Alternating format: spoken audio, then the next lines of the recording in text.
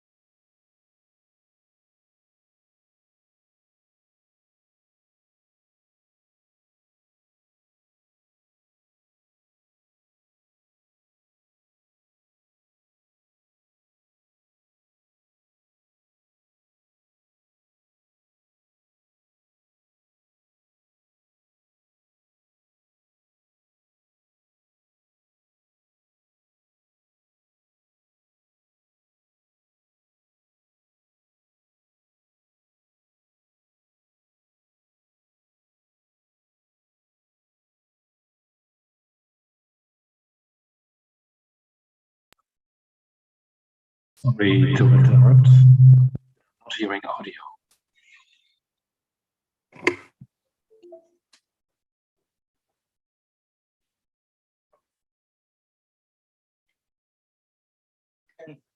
Okay.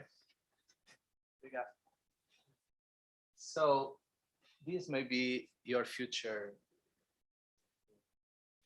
years, and maybe you can look for other options before starting to work like this in large teams with a lot of people doing I don't know, but they don't look really motivated or inspired. Do you agree? So starting with why, what's já agora microfone de lapela.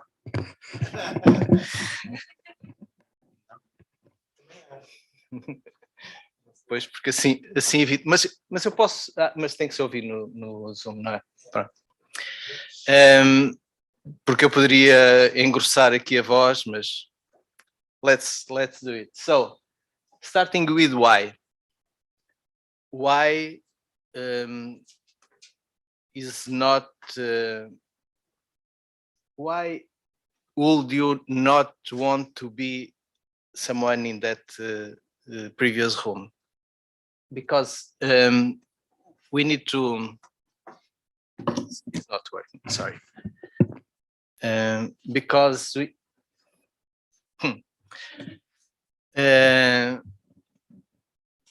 What the market, what companies are asking from us is something that is not possible in 12 hours that usually the clocks have. We'll need twice the time to do our job if we want to be at the same time competitive, proud of what we are doing, impactful, or passionate about our work, and well paid, of course. In fact, modern full stack development is a huge challenge. I don't know if you can see everything there, but these are the layers that we are working at QuickJS when we develop any one of our solutions, from hardware to the user experience. When we try to find a bug, we need to look for that bug in all these layers. And at the same time, the markets, the clients, our customers are demanding more and more from software developers. In fact, currently they are asking that releases that usually took 1 or 2 years can be shortened to 8 weeks. And instead of releases each 2 years or 4 years, now they want a lot of different releases per day. And this is really demanding for our profession. It means that we need something to make our life easier. Dava jeito, it's something that's not easy to translate, but dava jeito would be nice, thanks. Would be nice to have something, let's call it genio or genio, that can provide us with all the superpowers we need to answer as well as possible the market demands. So with those powers, of course, we can provide faster results, lower costs, customer satisfaction, and so on. And we can have more free time. It's also important.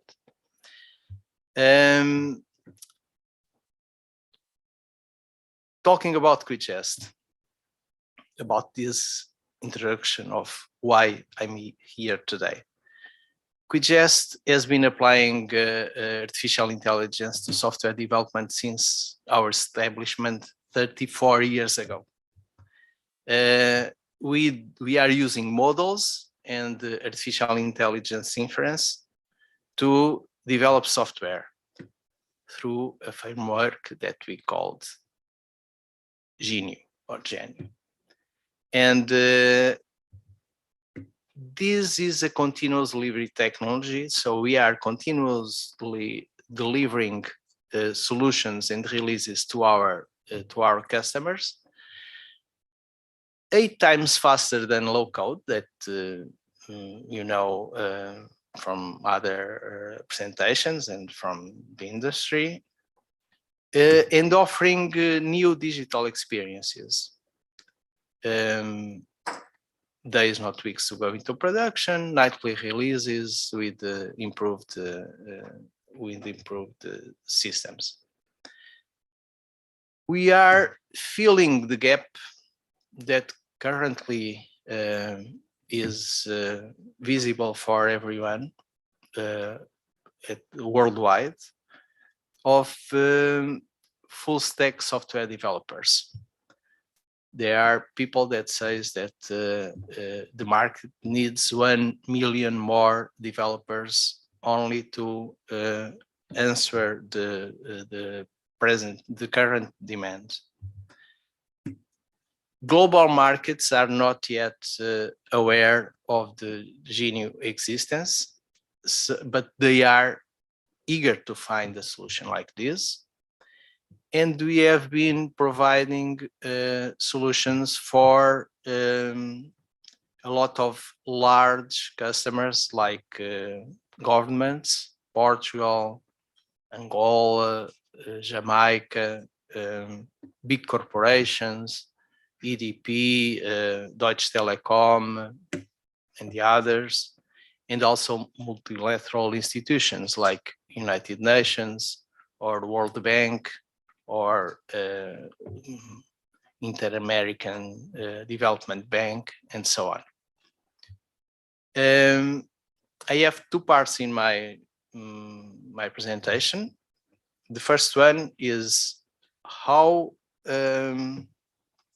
artificial intelligence is related to software development automation, or has been related until now. And let me use this image.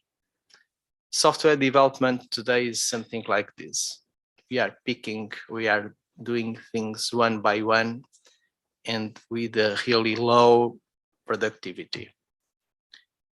This is what we have done with GNU, and in any case, this is what everyone here, I think, in the room would like to transform the software development, something really automated with productivity.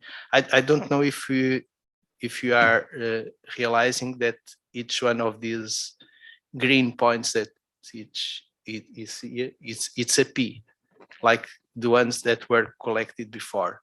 So imagine the flow of P's entering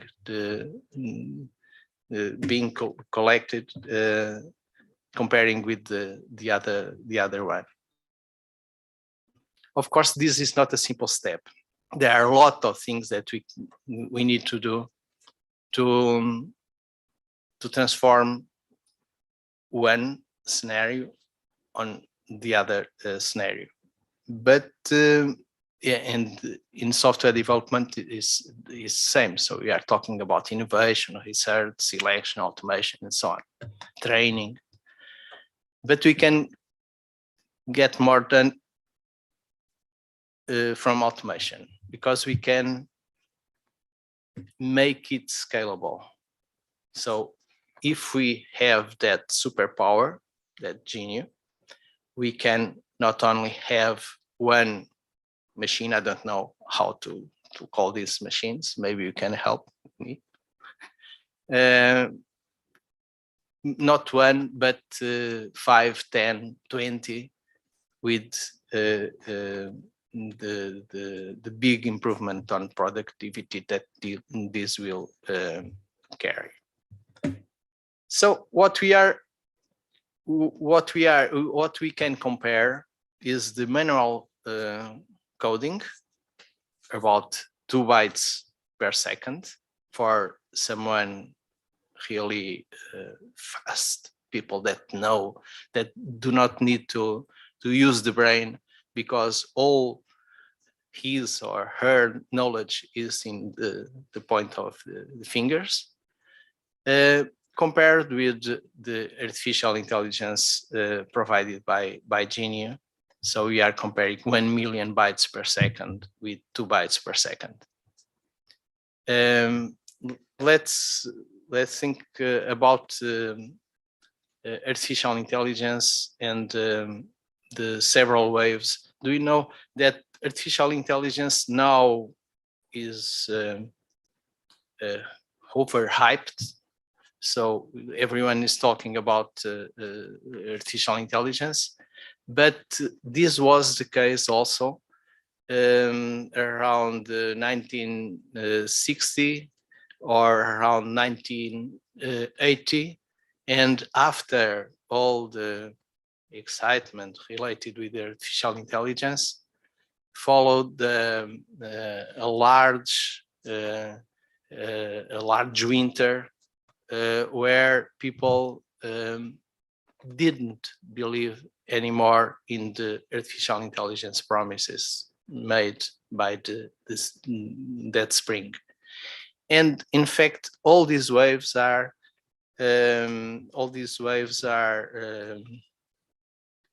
maybe overhyped, and it can be a curse for artificial intelligence, because we always create more expectations about artificial intelligence than what AI can really provide. During the last spring of AI, the software development in an automatic mode was aimed. People want to do this, but it was not possible to achieve that goal. However, today, you know that AI today is mostly machine learning, and machine learning is not doesn't include automatic software development in their goals, because usually artificial intelligence as it is seen today is only a small portion of all the AI tools that we have available. Okay. And when we identify artificial intelligence with machine learning, this law of the instruments applies, because everything that is around us, we think that must be solved through machine learning, and that's not possible in my opinion, because there are 4 things that were not transferred from the last wave of artificial intelligence to this one. The first one is knowledge representation. There were 20 years ago or 30 years ago, there was a focus on expert systems and the knowledge bases and so on. That is not the case today. Logical inference, so we have stochastic inference, but not not logical inference. We are only solving problems with simple answers. I'll elaborate a little more about this, and explanation has not been required. So we can, if the algorithm says that's a cat and not a dog, it's a cat and not a dog, and everyone believes. And this is dangerous. When I trying to present better this idea of simple or complex decisions. A simple decision is, for instance, what do we need to drive a car? Move forward or move backward, move left or move right, move faster or slower.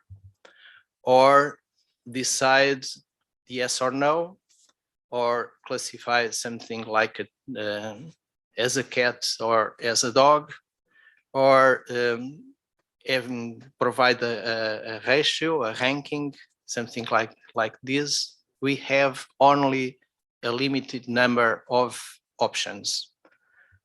Even if the problem that underlies these answers is complex. Even in that case, we have only really simple options. And people is realizing the limits of this approach.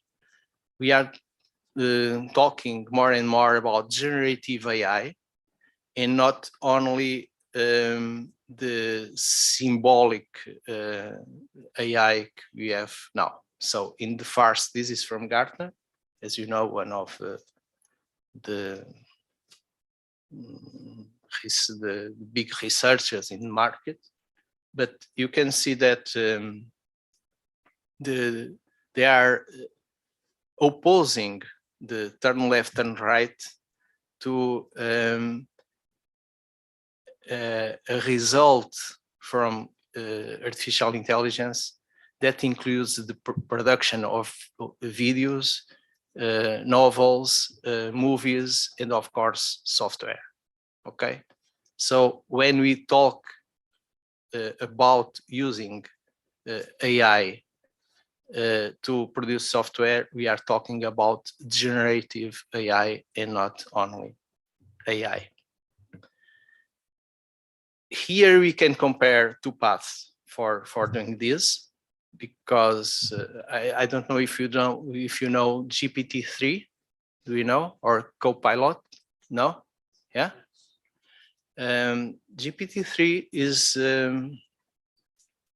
the end of the line for this path, based on algorithms, based on large amount of code, unexplainable. I think it's dangerous to go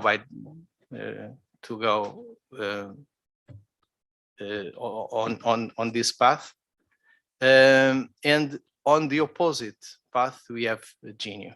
Okay, and the problem is all the code produced by Copilot or suggested by Copilot has a lot of problems.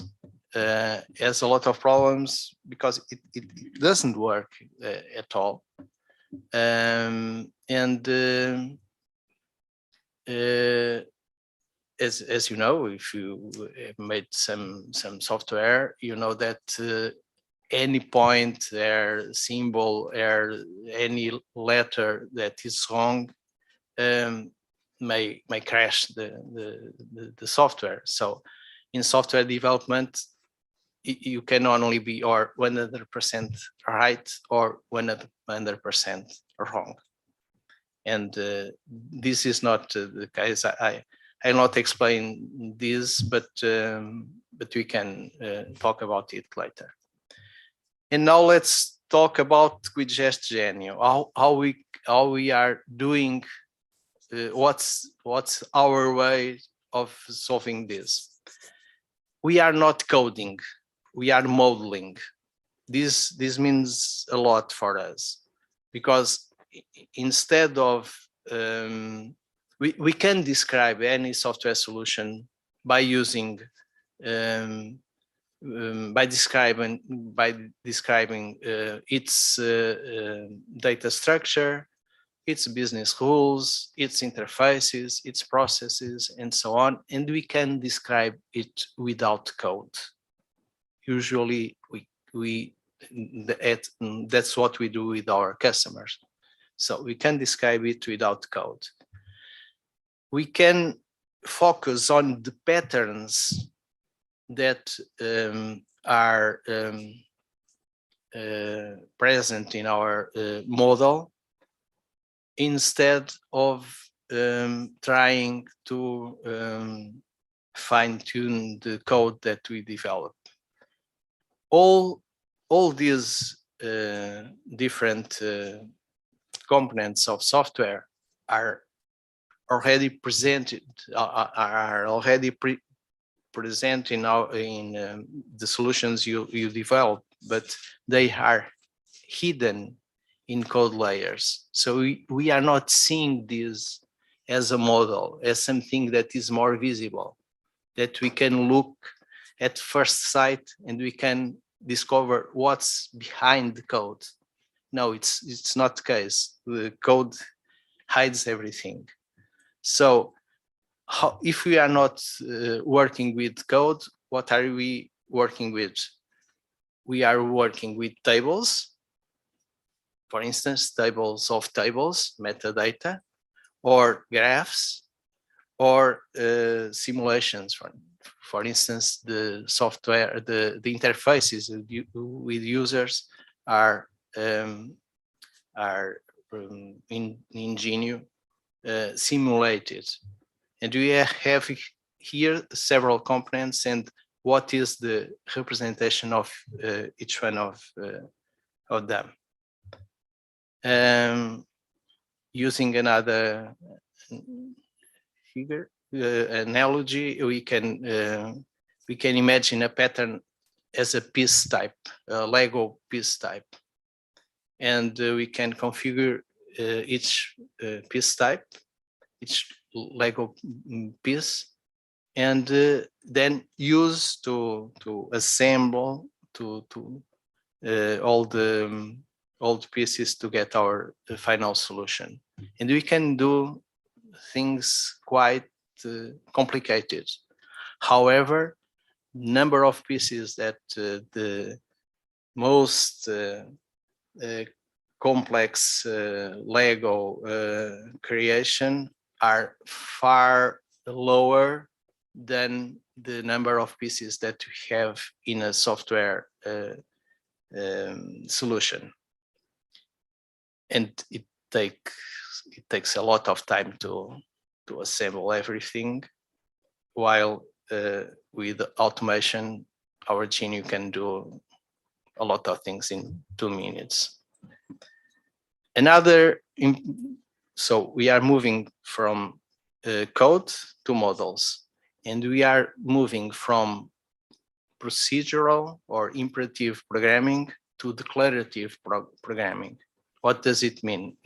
I think it's visible here in this example, but declarative is the way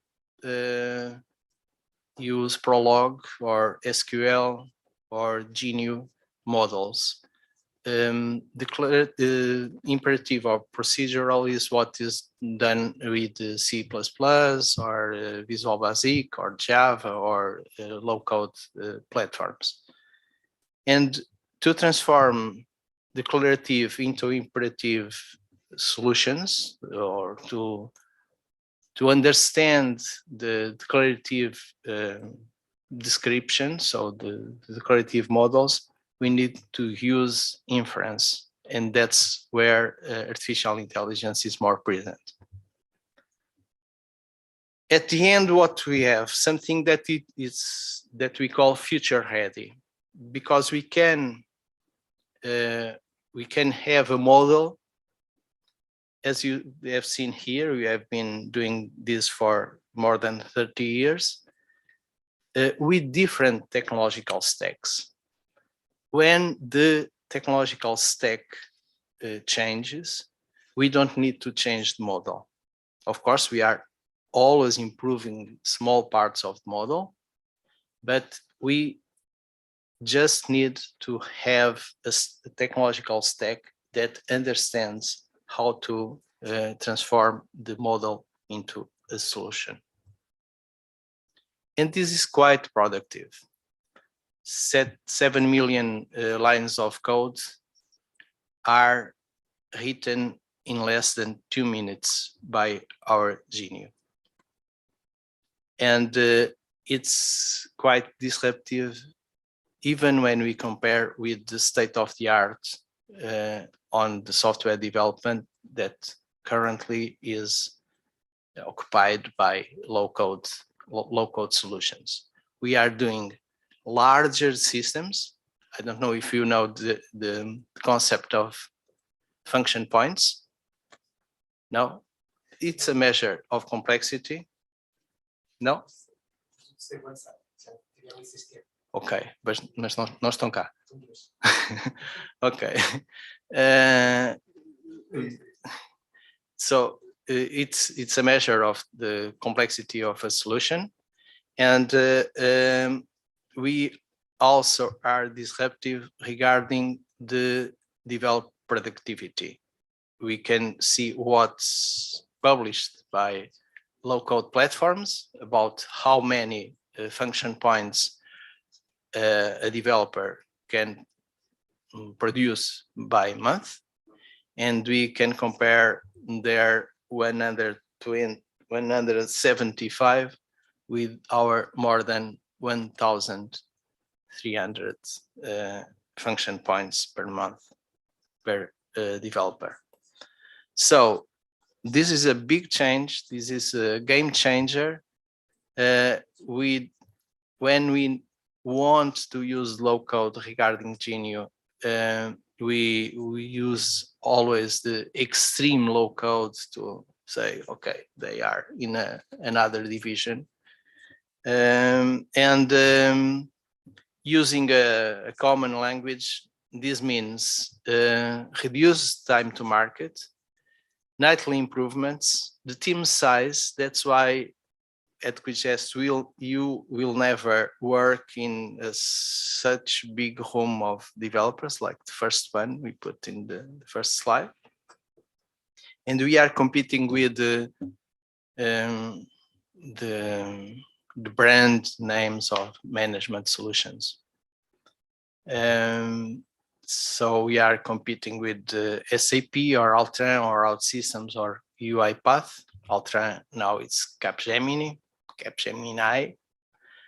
And how are we doing this? Well, it's too complex. I'll share my slides later, or you can read them.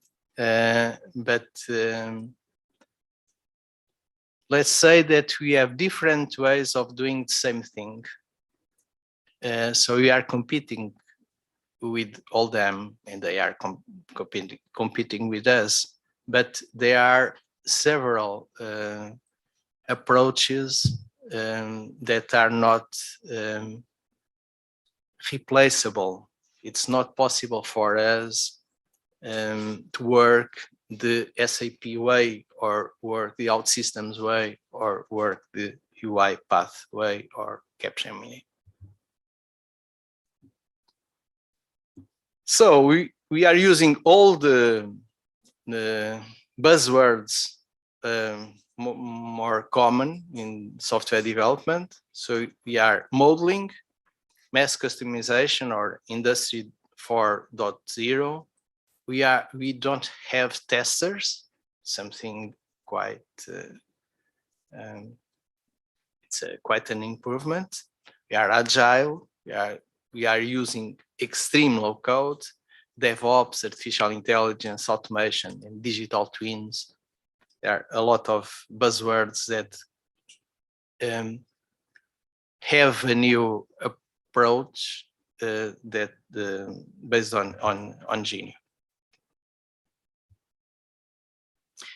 And that's why we can compete everywhere in the world. We have these areas This is our office headquarters in Picoas, Centro de Lisboa. And we are hiring. So we have here Inês Bastos, is the headhunter of QuickGest. You can talk with her, and of course, if you have some time, we can discuss a little about this. I hope it will be useful for you.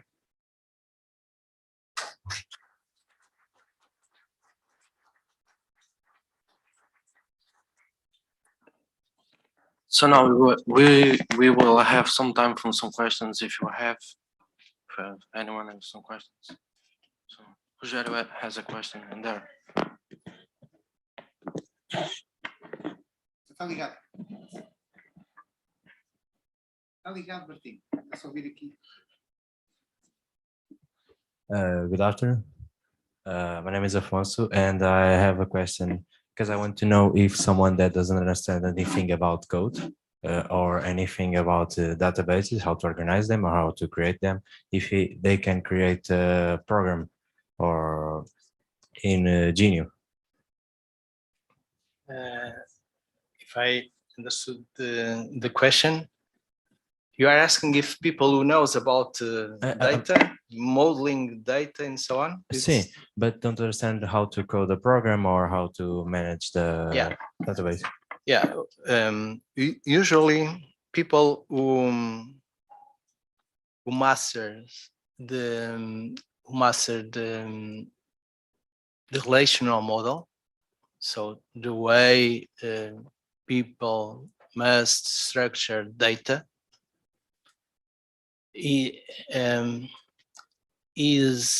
knows 90% of the things that he or she needs to work with Genio. Oh, okay. Okay. So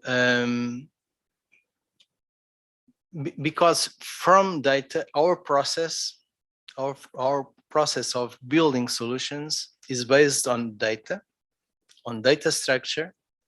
And from data, we infer the interfaces, because it's not easy, but it's possible. Okay, we can infer. When I say I'm saying Genio infers the interfaces, and business rules are placed near the data in order to be used by any one of channels that can address the data. So they are also linked to data. And processes, that's the fourth big part of a software solution. Processes are simply succession, series of interfaces. So we can infer all these from the data structure. At the same time, if we do some mistake regarding the data, the consequences on the software produced will be hard to solve. It will be really a problem. For instance, I can give you a problem related to data. Usually the less experienced people doesn't understand that things change with time. And try, for instance, they use a state machine for I'm doing this is approved or this is refused by someone, and doesn't put this in a table of historic table, so the table that saves all the states. And this is a big problem when we have then the software in production. It's an example, but there are others. Of course, if we don't know the basics about the relational model, we are framed, we are tramados. Okay. Just to complement, João Paulo, we also have some. I have a colleague in my area where his degree is biology, so he started QGIS without knowing anything about programming or models, and he starts using GNU, and along the times he have started programming, and now he just does manual code and use GNU just to simplify his works, but what he does now is just programming, doesn't do any more biology. So there are a lot of people moving from other areas to IT, and sometimes people ask me, what if people from biology and other scientific areas are occupying our space? What will we do in future? Of course, we still need people to feed GNU, okay?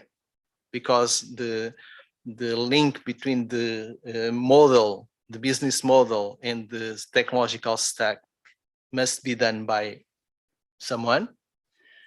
And there is a part of the final solutions, usually between 2% and 5% of our code, that must be written manually, because we didn't discover yet patterns to make it automatical.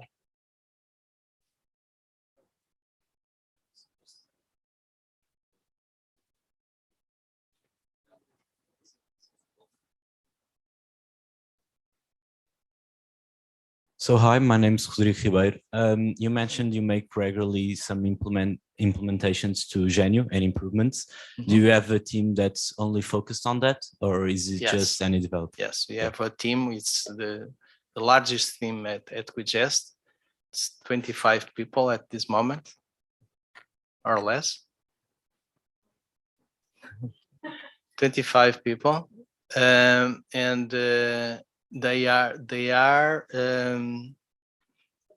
offer all the other people in the company and our partners 4-5 improvements per day. Okay, it's something that there is a nice statement that's one improvement a day keeps competition away. So if we can improve our GNU platform at this level, we are always some time before our competition. And does the QGIS plan on making another version of GNU, for example, or just a big implementation, for example?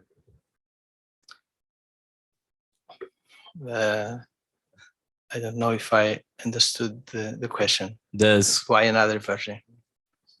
We have versions for community. We have simplified versions. It's not mandatory to use all the features of GNU. I'm not seeing why do we need a new version, but no, I was asking more in the sense of developing AI for maybe other areas that QGIS maybe works for or supports. Okay, I see the question. Genio only only develops management software solutions. Okay, not games. Not. I'm sorry. I know you like a lot, but more and more we see that even management software solutions have components related to gamification, for instance, and even the top CEOs and CIOs and so on, they like to play games. So let's put them playing games in their work. But yes, it's not for everything. We are not doing word processing or something like that.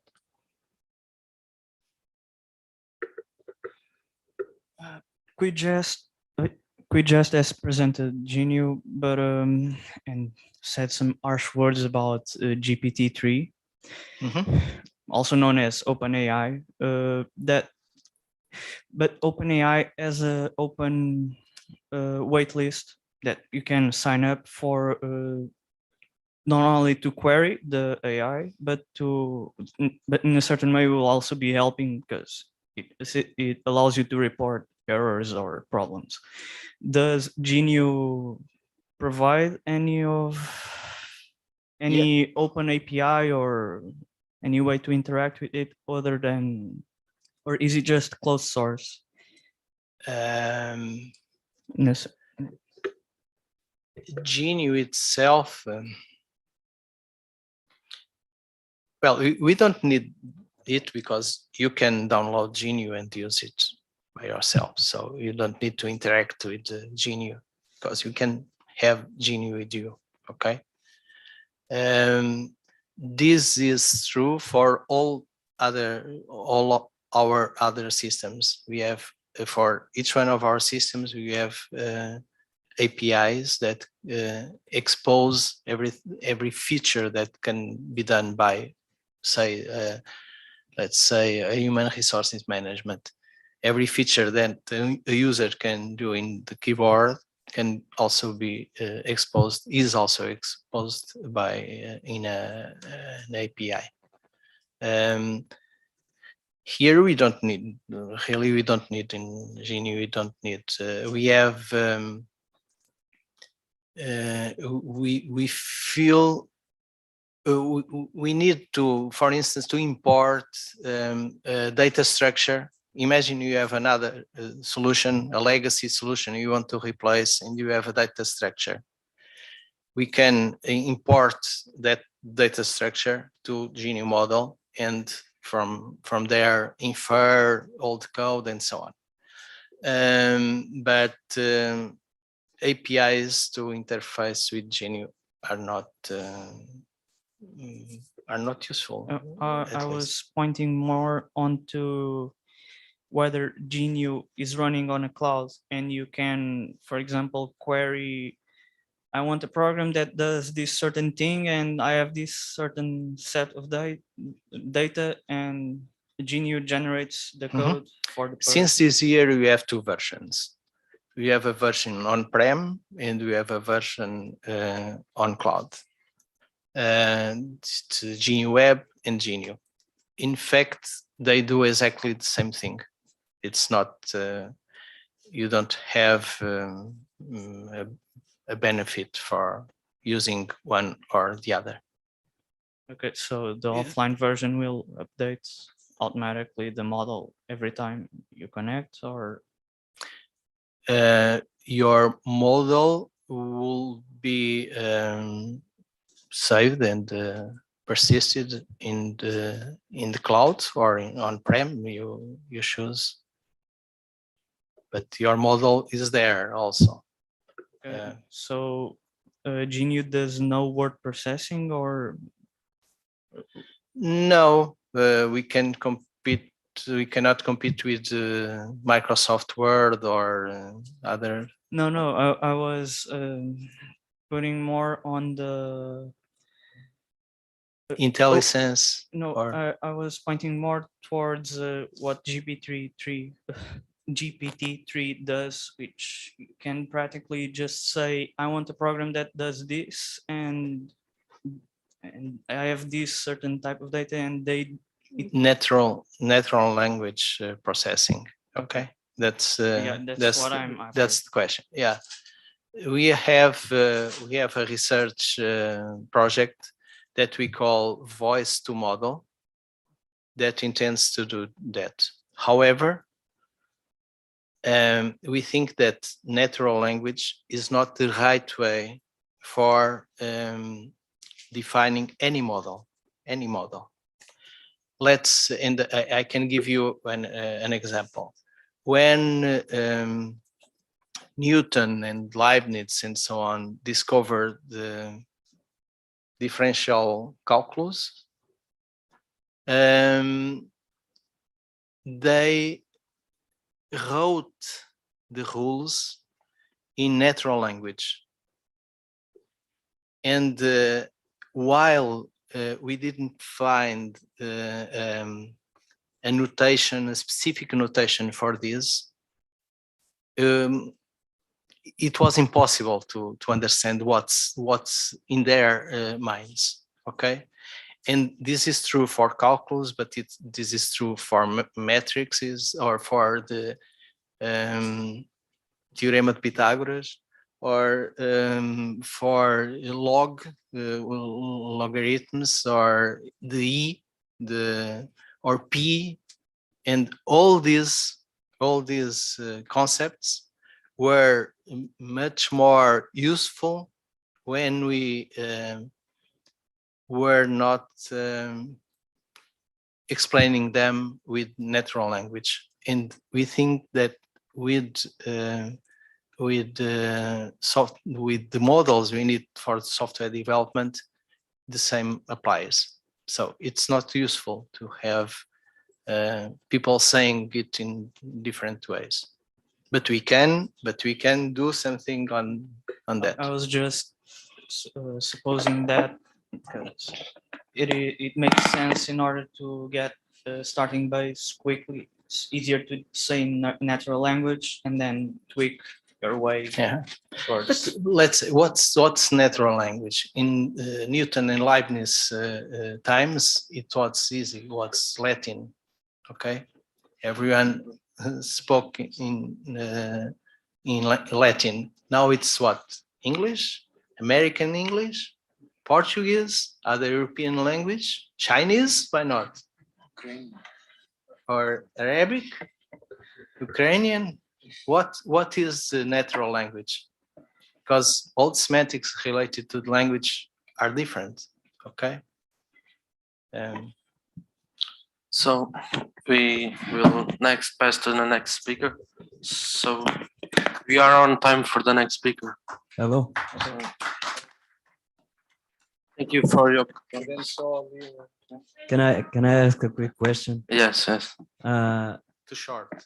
I saw how the process was made.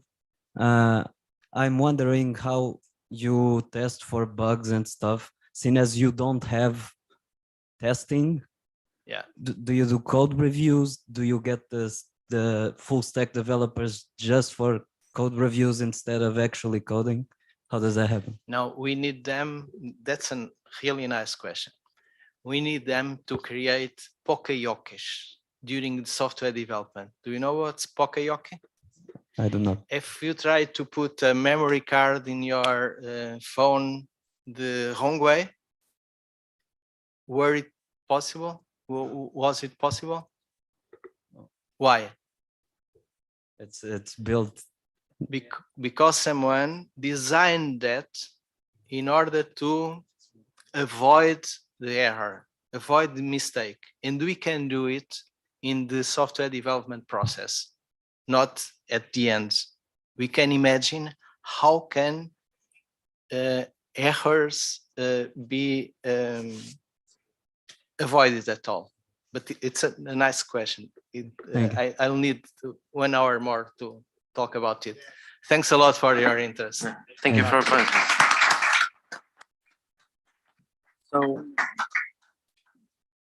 So we will now pass to Dr. Jean Paul, that is in Netherlands. He's from Vision. Good afternoon.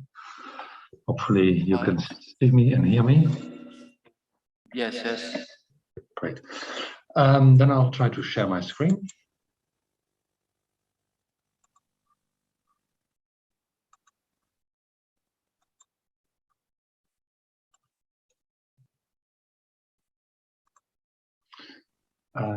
Hopefully I'm sharing the right screen at the moment.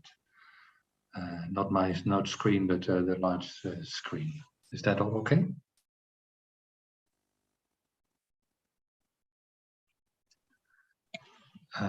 Let me presume that you can hear me and then I can start my presentation. I would like to have some confirmation that you guys are really hearing me.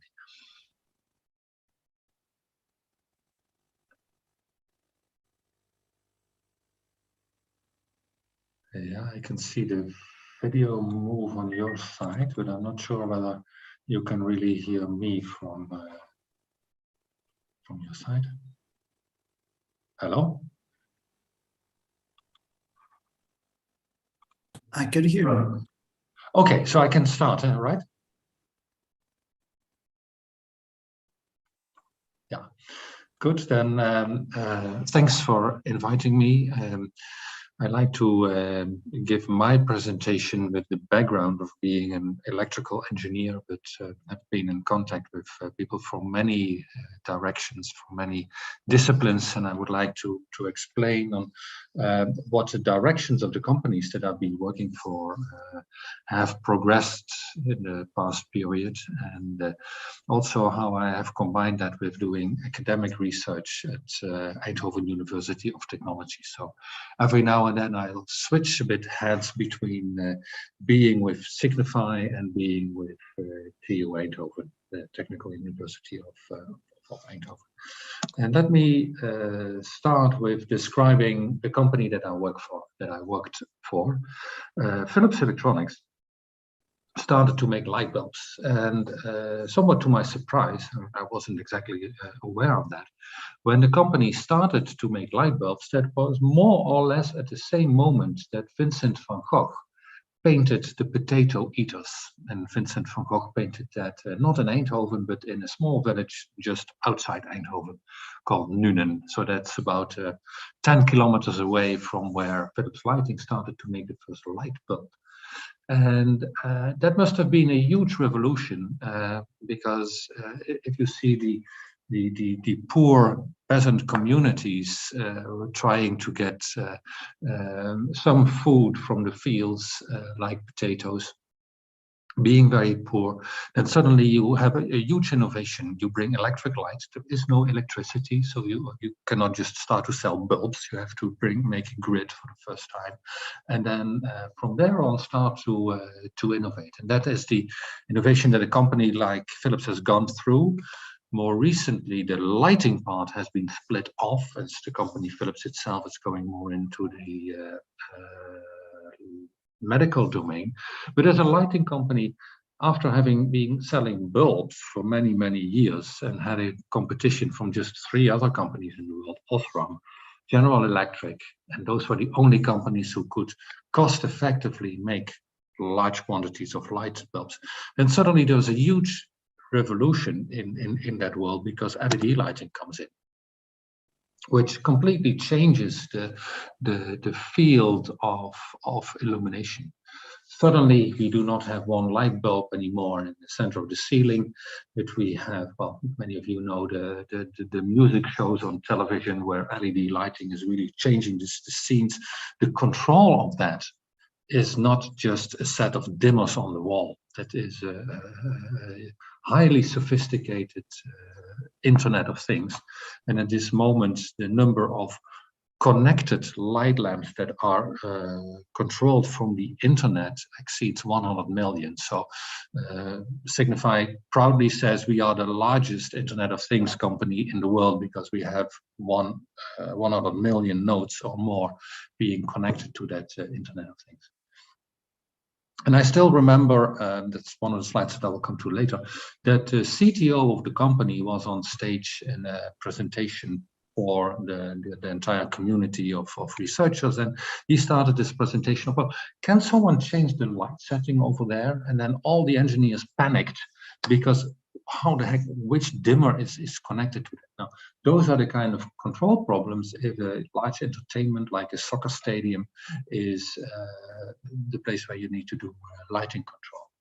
So the company has come from making conventional light bulbs, then went into LED lighting, and there have been productions that around 2016, so that's 5 years ago, there would be no business anymore for a lighting company, because all the sockets in the world would have been filled by LED lighting. These lamps last for 50,000 years. They will never break down. So what is then the reason for a research lab to exist, and what would this company do? But increasingly, the company went through several transitions, survived these. There are many examples of companies who cannot change their DNA, cannot change their core products in the period of huge innovation, like a company of Kodak, being famous for photo film in the digital revolution, had a lot of problems of surviving. But Signify went more into becoming an Internet of Things company, having many connected sensors and lighting. And increasingly, we look into the company now as beyond illumination. What can we do with light and light as a language? And to give a somewhat shocking discrepancy with some of the products that you buy at the local store, whether that is from Philips or from IKEA or so on, we now no longer have these three competitors, but there are hundreds of companies that can also make light bulbs and LED lamps, because there's just a simple piece of electronics. This is all you need to do, although it's very much a balancing act of electrical engineering, where the lamp needs to act as an ohmic load to the mains. So it needs to act as a normal resistance and not like a switch mode power supply with switching electronics. And a constant light needs to come out of it. So it is more or less like RF engineering with a lot of constraints, and all of that needs to be built for 1 or 2 euros of selling price in the market. And in that environment, the question is, can we innovate and can we be a highly innovative and technically oriented company?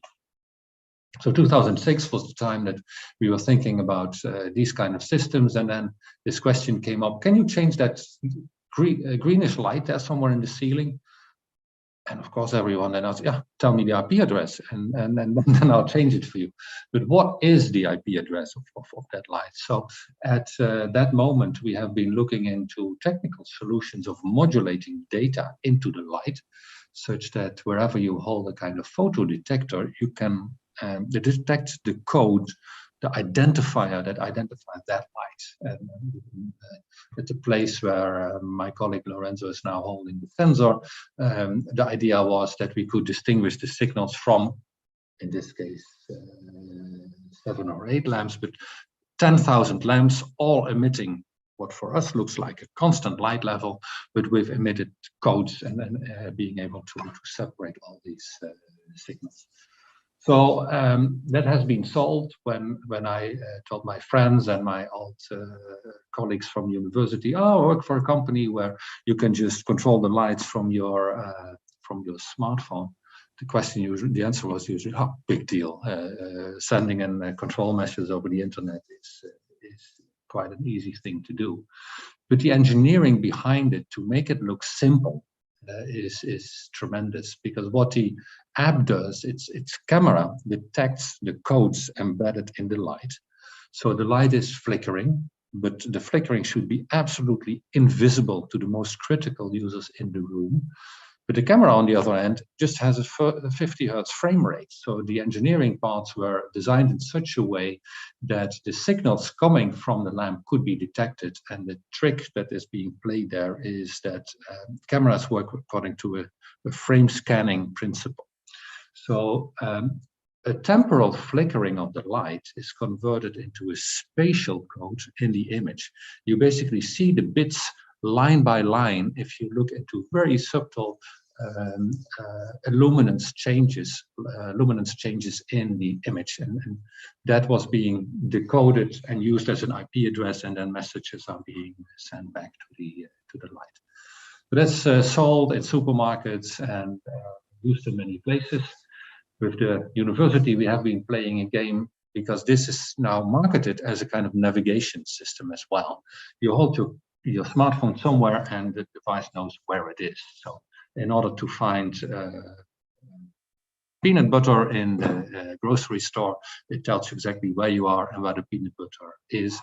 And of course, if we give that to students, they embed it in a drone and they bring a glass of beer to the right table by doing the navigation, by looking at the lights, calculating the position of the drone, and exactly dropping off the beer where it is intended to land. So that's one of the examples of how in a lighting company we've been looking into innovative stuff, into modulating the light, and I will come back to that topic of modulating light a little bit later.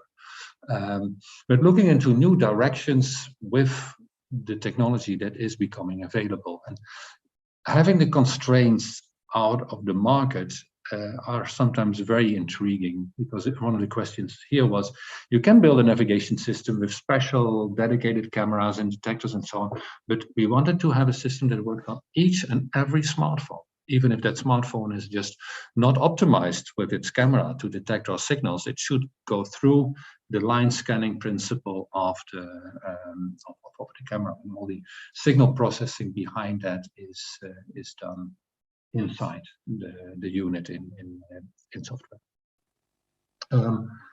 I like to switch gears a little bit and give another example of where trying to think in an innovative way also led to some interesting things.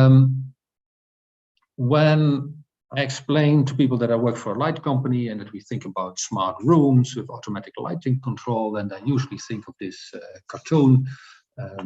The poor fellow is working in his office, and if you're just thinking and not moving, then the light goes off, but because it doesn't see the motion, you wave your hand and then the light goes on. That notion of smart lighting control is miles away from what psychologists and biologists tell me, where a lot is known about what light does to the circadian rhythm, to the biological clock of people. And the day-night rhythm is basically synchronizing our life with a lot of biomedical things happening in the brain and inside our body. And that has a kind of internal clock. There are many things known about what kind of light works best and so on. But the guys writing the lighting control algorithms, maybe by now they use artificial intelligence, and they also use smart tools to create the code. But for a long time, it was just you start to write if, then else, and then if no one is present, which means there is no motion detected, then the light goes on or off.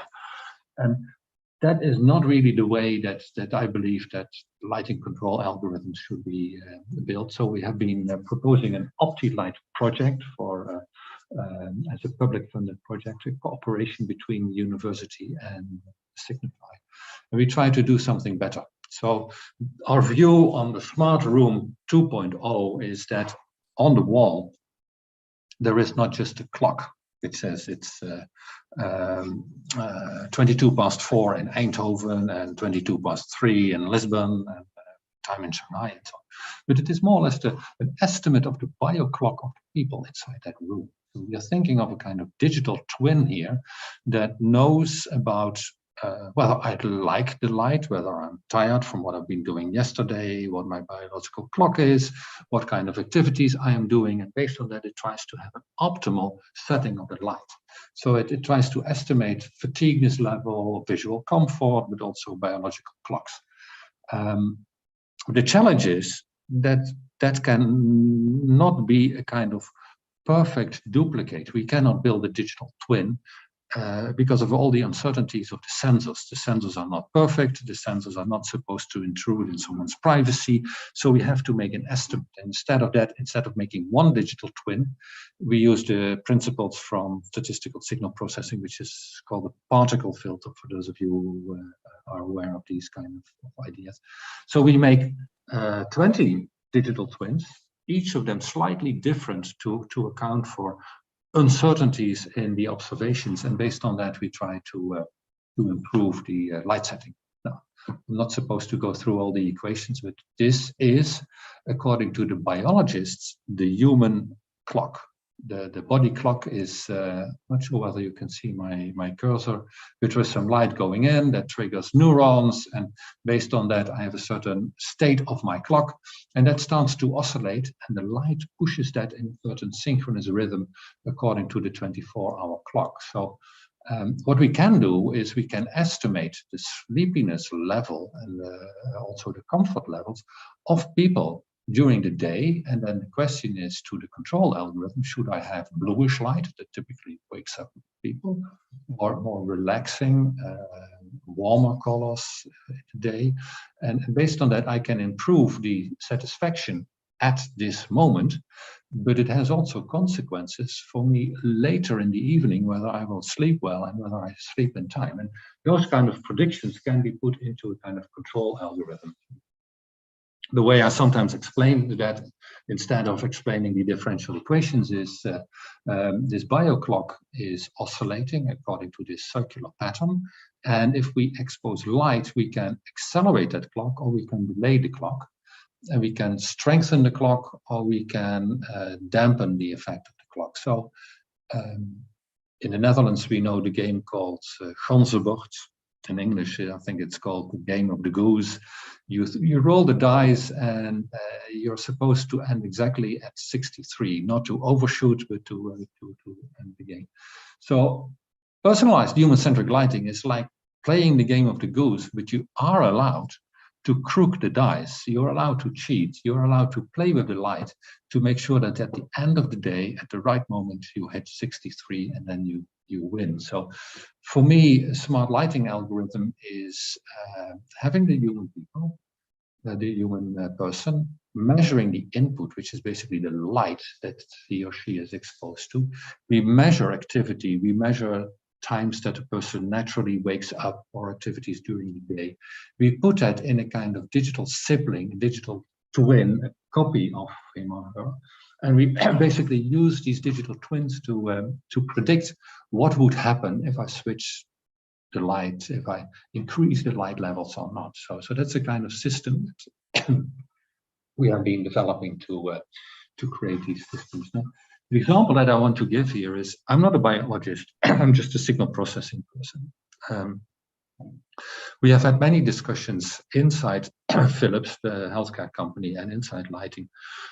To what extent should we use artificial intelligence? And sometimes I've been a bit blunt by making a statement. I'm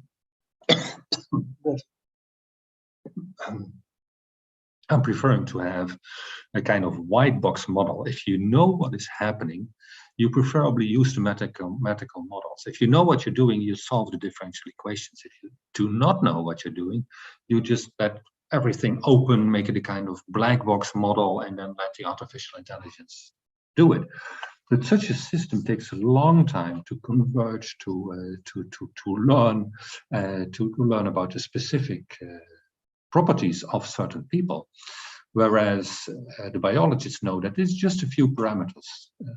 Your intrinsic clock, are you a late evening person, are you an early day person, is just one of the parameters in the bioclock. And our task is to estimate that via signal processing stuff. So for me, that was an example where getting a bit out of my comfort zone, talking to these biologists, talking to the psychologists, learned me on how to come up with new schemes that can improve lighting, and that there is a field, let's say, signal processing for lighting, or artificial intelligence for lighting, smart rooms, that is let's say, scientifically a very rigid and interesting field where you can do a lot, and that could also potentially make sense for a company to work on these topics. So if I look a bit back to my career when I did research at the University of California, we were working on the InfoPad project. That was basically wireless multimedia. I still remember my colleagues there saying, Sony came up with the Walkman in the 80s. What a stupid idea would it be to carry your stepper around?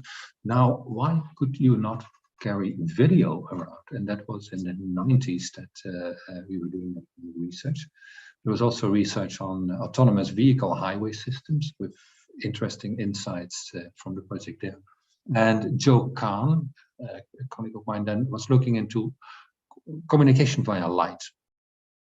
Wi-Fi was not yet there, or there were first experiments of Wi-Fi, but it was not as big as it would be today, and no one knew whether it would be a kind of infrared communication system or radio communication system. Spectrum was not really available, and Joe Kahn was looking into communication via light at that moment. And at that moment, we all know that the choice was for radio, that light did not make it. It had major disadvantages in 1993, because if you want to roll out a communication network and you don't have too many subscribers, the cost of that network is the prime factor for a businessman. So having a network where every room needs to be installed, needs to have equipment, is very, very costly. So you like a system where the signals go through the wall and radio goes through the wall. Nowadays, we have so much traffic that it's certainly economically attractive to have many access points. But the challenge is to handle the traffic and to have all the users in the system. So having then a system where the signals do not go through the wall and do not interfere with other traffic outside that room is highly advantageous. So the Johan Cruyff statement, every disadvantage has its advantage. We believe that these days, nowadays, communication via light can be more attractive because of the density of the users. So in radio communication, Morse was able to send signals across the we were able to send Morse code signals across the Pacific or across the Atlantic Ocean over distances of 5,000 kilometers. And as the innovation progressed in the 70s, the 80s, the 90s, the distances over which we are using radio communication exponentially shrunk. And that is because the number of users goes to very large density. So it's a matter of handling the traffic and avoiding congestion. And that's why from going to microcells, to wireless LANs that cover a house, to Bluetooth that just covers a couple of meters, have a laser beam that goes to the end user and can carry 10 gigabit per second over that laser beam is nothing else as a natural expansion, an natural extrapolation of the trends that we see in communication. So LEDs can offer a room. That's what Signify is offering as a Wi-Fi product, and lasers can even offer higher bit rates and have more users per room. So that brings me then to a question where Professor Haas sometimes states that the entire optical spectrum is 2,600 times larger than the entire spectrum that we have for radio. And that sounds great, but it's a bit a marketing language, because if you really look into the details, if you look into the capacity that radio links or that wireless links could have, even if your bandwidth goes to infinity, the throughput, the bit rates that you can achieve through it go to a certain limit. If you have more bandwidth available, then of course you can send bits faster, but you also open the window for the noise, and you get in more and more noise. So at a certain moment, it doesn't matter how much bandwidth you have, it is just the energy that is available per bit to communicate, to raise that bit out of the noise. So as in optical communication, people would phrase that you need to have enough photon per bit to make sure that you can distinguish between a 0 and a 1 in communication. So we like to go to systems that are efficient in energy and that can achieve these high bit rates. And what I'm seeing in the academic world and in some of the communities is that basically it is just bits per second. What we learn in the communication world, the radio communication, it is about reliability and quality of service. And manufacturers of computers have always said that the terabit is better than the gigabit, and if bit rates are not good enough, you do a kind of over provisioning. What Wi-Fi can do, what is on the box, is 100 times better than what most people need. But the problem is that there is no guarantee that you really get that. There is this 10% of the users who do not get the full bit rate of Wi-Fi because they're in a crowded student dorm where hundreds of others are also trying to use the same spectrum, and they only get 1% of the bit rate. And it's that part where, let's say, from the perspective of what Signify is currently offering, it's that reliability that we can offer really reliable communication within one room and there improve the communication rather than being proud of 100 gigabit per second, which not too many applications really need. Most applications need 100 megabits per second, but at a latency less than 50 milliseconds, because for virtual reality, the bit rates of a couple of hundred of megahertz are usually good enough, but the latency is the problem that is spoiling the fun if you go seasick, if the system cannot really follow you if you move your head within 50 milliseconds. But that's a constant debate also when I'm writing scientific papers or reviewing papers, that it's not just only about making a Formula One racing car that goes fast, but also something that is reproducible, that is standardized, where all the devices in the world can work together. And that's typically where the radio and telecom, the wireless telecom world is much more looking into. I mentioned quality of service. So then one of the comments that I quite often get from people who are trying to preach that optical wireless communication is the way to go. Yeah, but if you block the light, then the communication is completely gone. And the thought there is, what happens if you hold your hand above a sheet of paper? Well, in a well-designed office, you do not see a very sharp shadow then, because light comes in from multiple angles, it's a bit diffuse, and there's still light underneath your hand. And the same is what we're doing in optical wireless communication systems. We send signals from multiple points in the ceiling. They all reach the specific user device from different angles. And now the problem in signal processing is how can we make sure that the synchronization of these signals is okay, and that we can use these multiple beams such that they add up to the performance of the signal. Do I have another plot of that? Yeah. Well, here some stories are there about how we use optical fibers to go to different points in the ceiling to make sure that we can synchronously transmit these signals.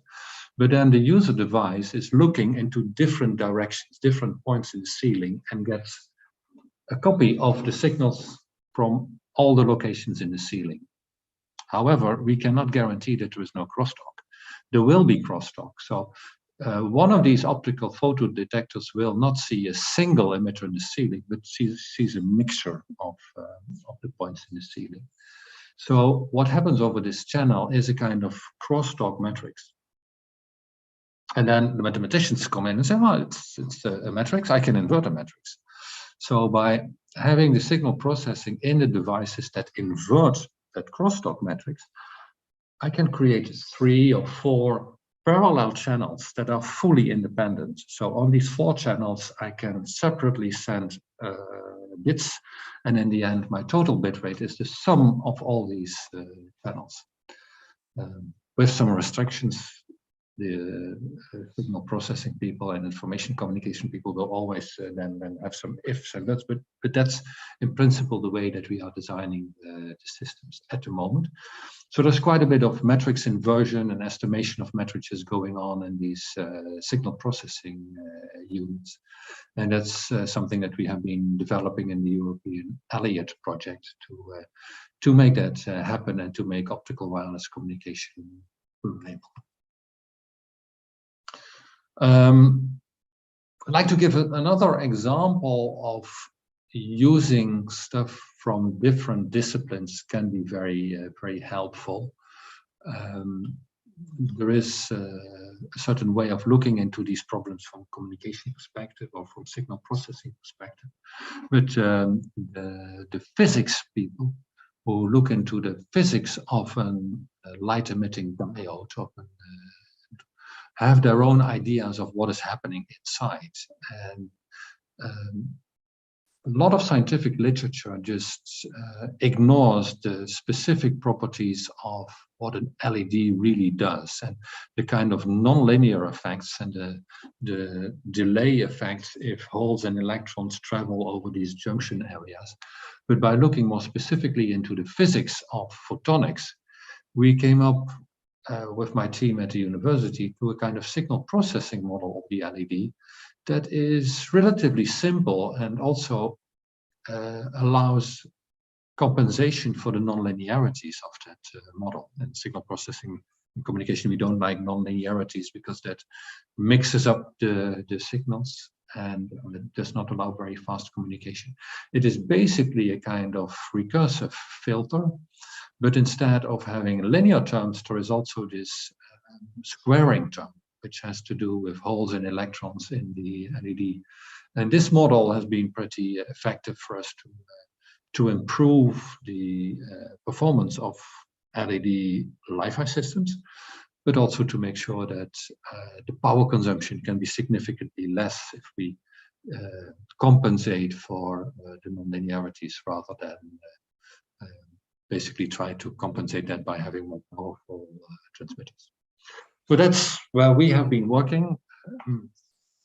I already indicated that in future we see a trend from LEDs towards very targeted laser beams.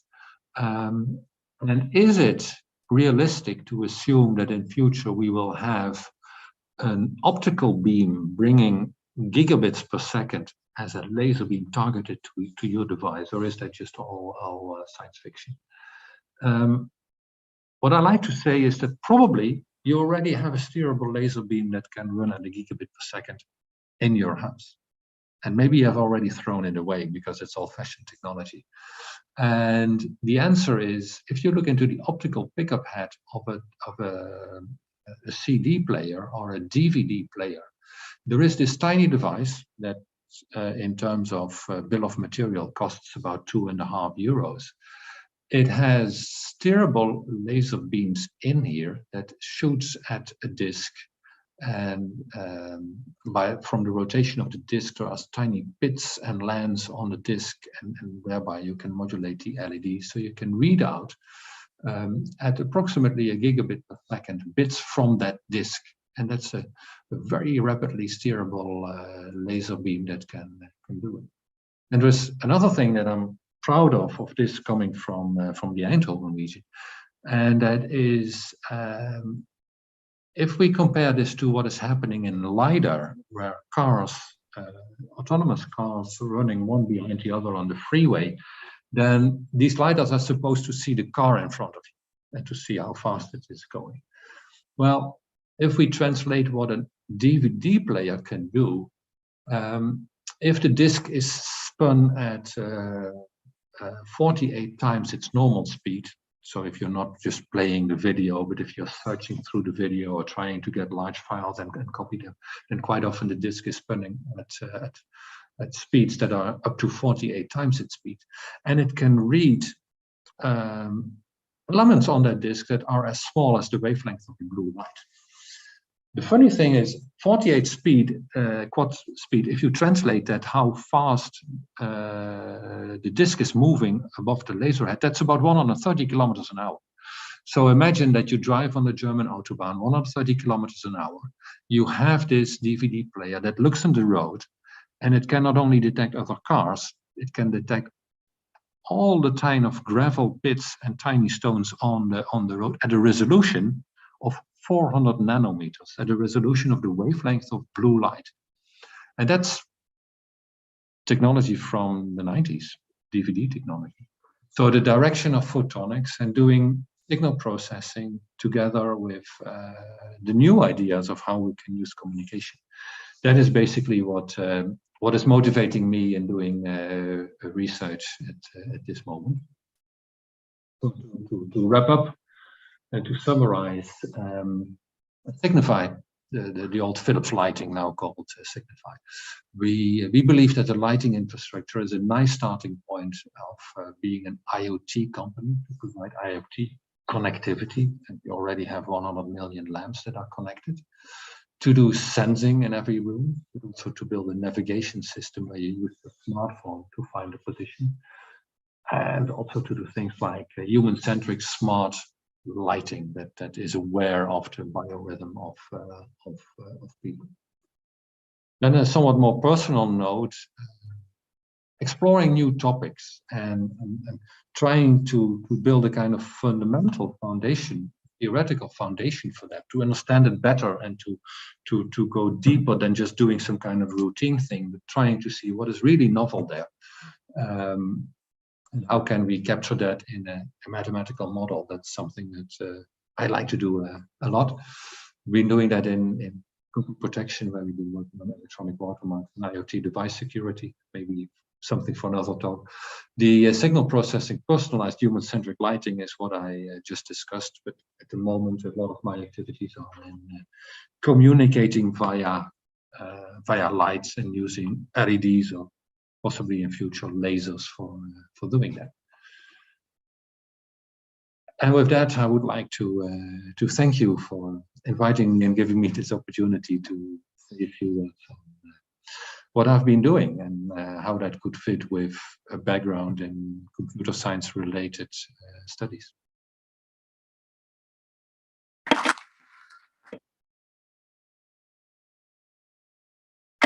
So we will pass to the questions if anyone has one. Yeah, 5 minutes.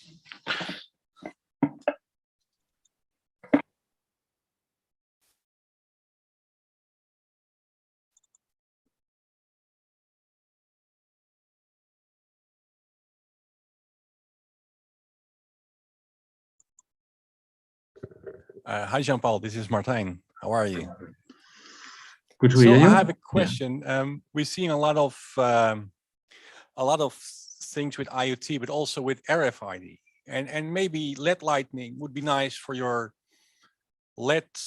passive LED credit cards. I mean, nowadays you walk by and somebody can just take some money when your card is still in your wallet. Now with LEDs, if your wallet is closed, supposedly this should not happen. Do you see any application for LED lights in these kind of scenarios? Yes, I do think that let's say one of the things that we see happening is that LEDs are everywhere, and that LEDs can be modulated. Modulating at slow speeds is already very interesting, and that is where Signify started with that navigation system. I still regret a bit that at that moment all our research management said, well, Wi-Fi is so good, what can we do better? Forgetting about the special role that Python there has.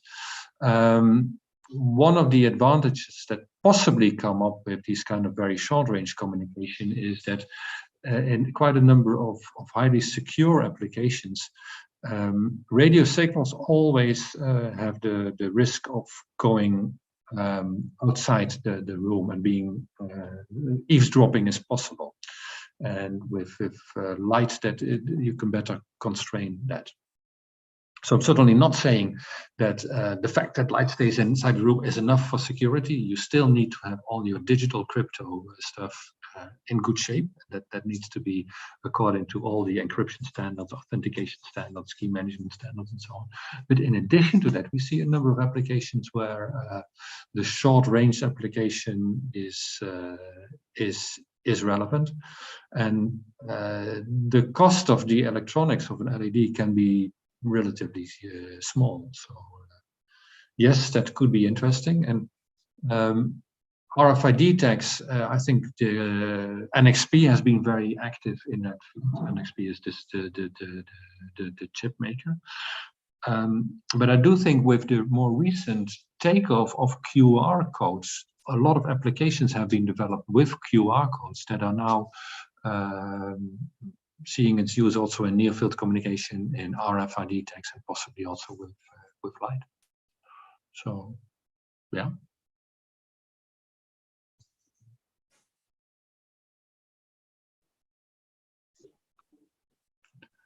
I hope that in some way or another answers your question.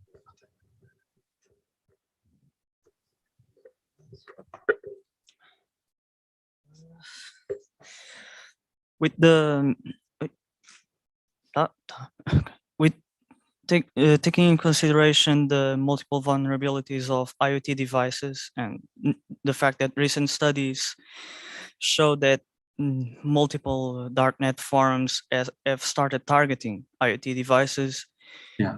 Do you see that becoming a problem, especially Li-Fi, which becomes more diffuse and possibly easier to eavesdrop when going to someone's home, or possibly just a simple telescope pointed at someone's house? Yeah, but there my belief is that radio is more vulnerable than light communication. So I do believe that particularly in these applications, we see advantages of being able to shield off really the communication in the space. In terms of IoT security, I happen to also have been in contact with some of my old Philips colleagues working for Intrinsic ID. And their basically statement is that one of the problems of IoT devices is that they are mass produced. They come out of a chip factory by the millions, and they are made out of the same mask. So all these IoT devices basically have the same knowledge. There is nothing special that differentiates one device from each other. So when you install a network, the attacker who just buys another device from the same batch also has exactly the same knowledge. So he can, let me just kill that call for a second. So basically there, the attackers can easily eavesdrop and hack the devices. What we've been doing in that project is we try to get a unique identifier to get a secret out of a mass-produced device that is still unique. So there is this practical problem of personalizing all these devices would be very costly and would also have certain risks, but we use small variations in the chip itself to get a kind of unique identifier out of it. And those elements, I think, are also very critically important to a secure IoT, that the end devices can be secured and can have their own unique identity and unique codes, rather than relying on some security in the cloud or so on. In that, so in that case,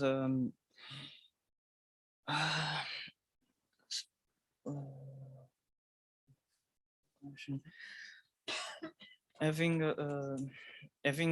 IoT devices communicating through light. Having IoT devices communicating through light sure can prove itself more secure, possibly more reliable, but it also poses the question of interference, because if we go for Li-Fi with infrareds, basically water can't. It simply can't go through water.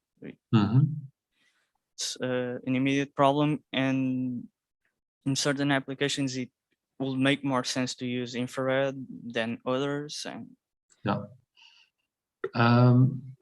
So there are environments where light works very well. There are also environments where light could be a challenge. There is a whole track of research on communicating underwater, and most of these systems also work with light, maybe not infrared light or in the visible area, because light propagates better through large distances of world water, particularly in seawater, which is salty as well, where radio waves are also a problem. There are also some acoustic attempts to communicate in an acoustic way with sound. But that I think is a bit a special field with special applications there. What we are seeing now in the Elliott project, we have been doing a kind of economic study on providing large industry halls with wireless communication. And there is a scalability problem. You cannot bring more and more access points into a hall and assume that they can work on the same frequency, because the strength of the signals does not drop off rapidly enough to be able to ensure that the interference is not large. Outdoors, if you travel over more than a couple of 100 meters, the signals drop off dramatically. But inside a room with a lot of reflections, like an industry hall or these logistics centers, there the signals stay strong because the radio waves reflect everywhere. And that is typically an environment where, for scalability, using light beams may go to much higher densities of devices than radio wave could. I have a question. You talked about the 50 hertz was what the camera captured.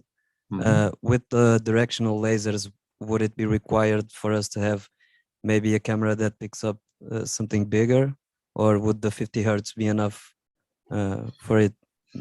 Yeah, 50 hertz is of course very low frequency, and also the bit rates that would fit in a bandwidth of this 50 hertz would also be very, very small.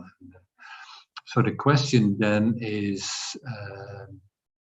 for higher bit rates, we need dedicated photodiodes that really receive the signal at much larger bandwidth. In this particular application, it was indeed the need to roll out a system and to start making money with devices that are already in the market. You cannot expect that someone who goes to a grocery store and wants to find a certain product, the peanut butter faster than without a tool, that he buys a special product for it. So we wanted that to work with any smartphone, and the cameras just had this 50 hertz frame rate in which it had to fit, and that's where the 50 hertz come from.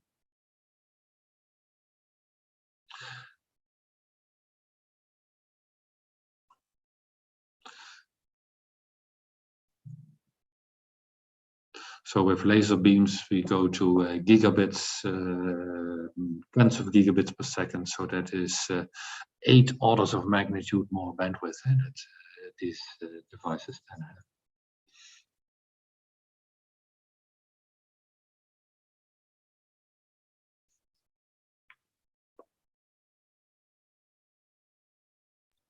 Can really hear.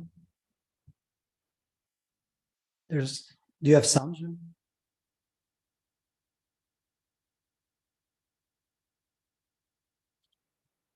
I think the sound is off. I can hear you. Yeah, we can't hear that. I can, yes. I am able to hear you.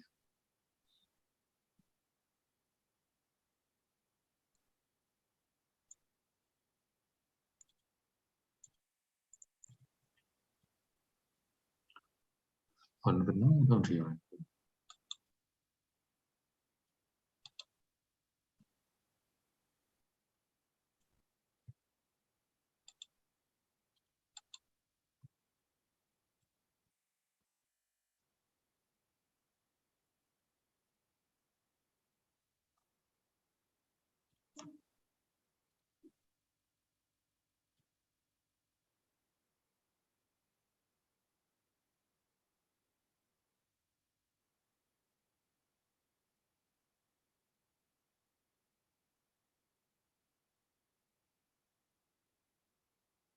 The microphone. Yeah, I think something happened there.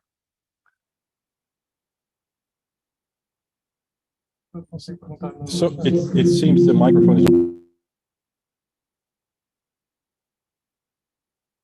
Some we could hear something for a while.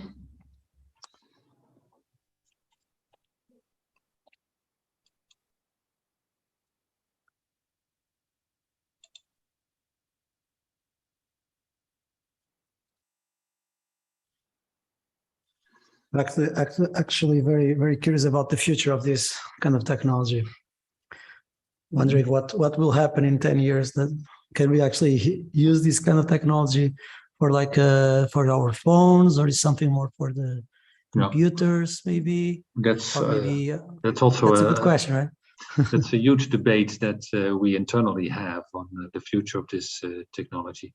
The main challenge that I see at this moment is that it's a disruptive technology compared to what the radio community is doing, and that radio community is huge and is very powerful.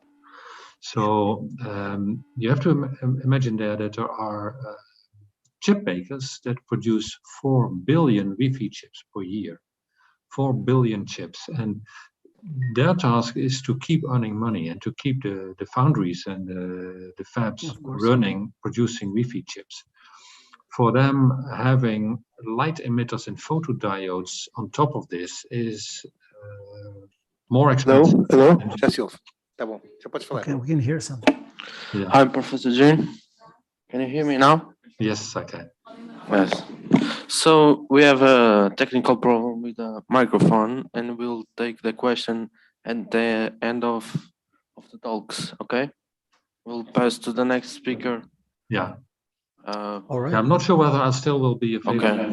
but I was, or if you send me the question by email or so, I can reply to it. Yeah, or even by text. Yeah. Okay. So To the next speaker, Professor Luís Pinto from UVA. all right. So let me start sharing the screen.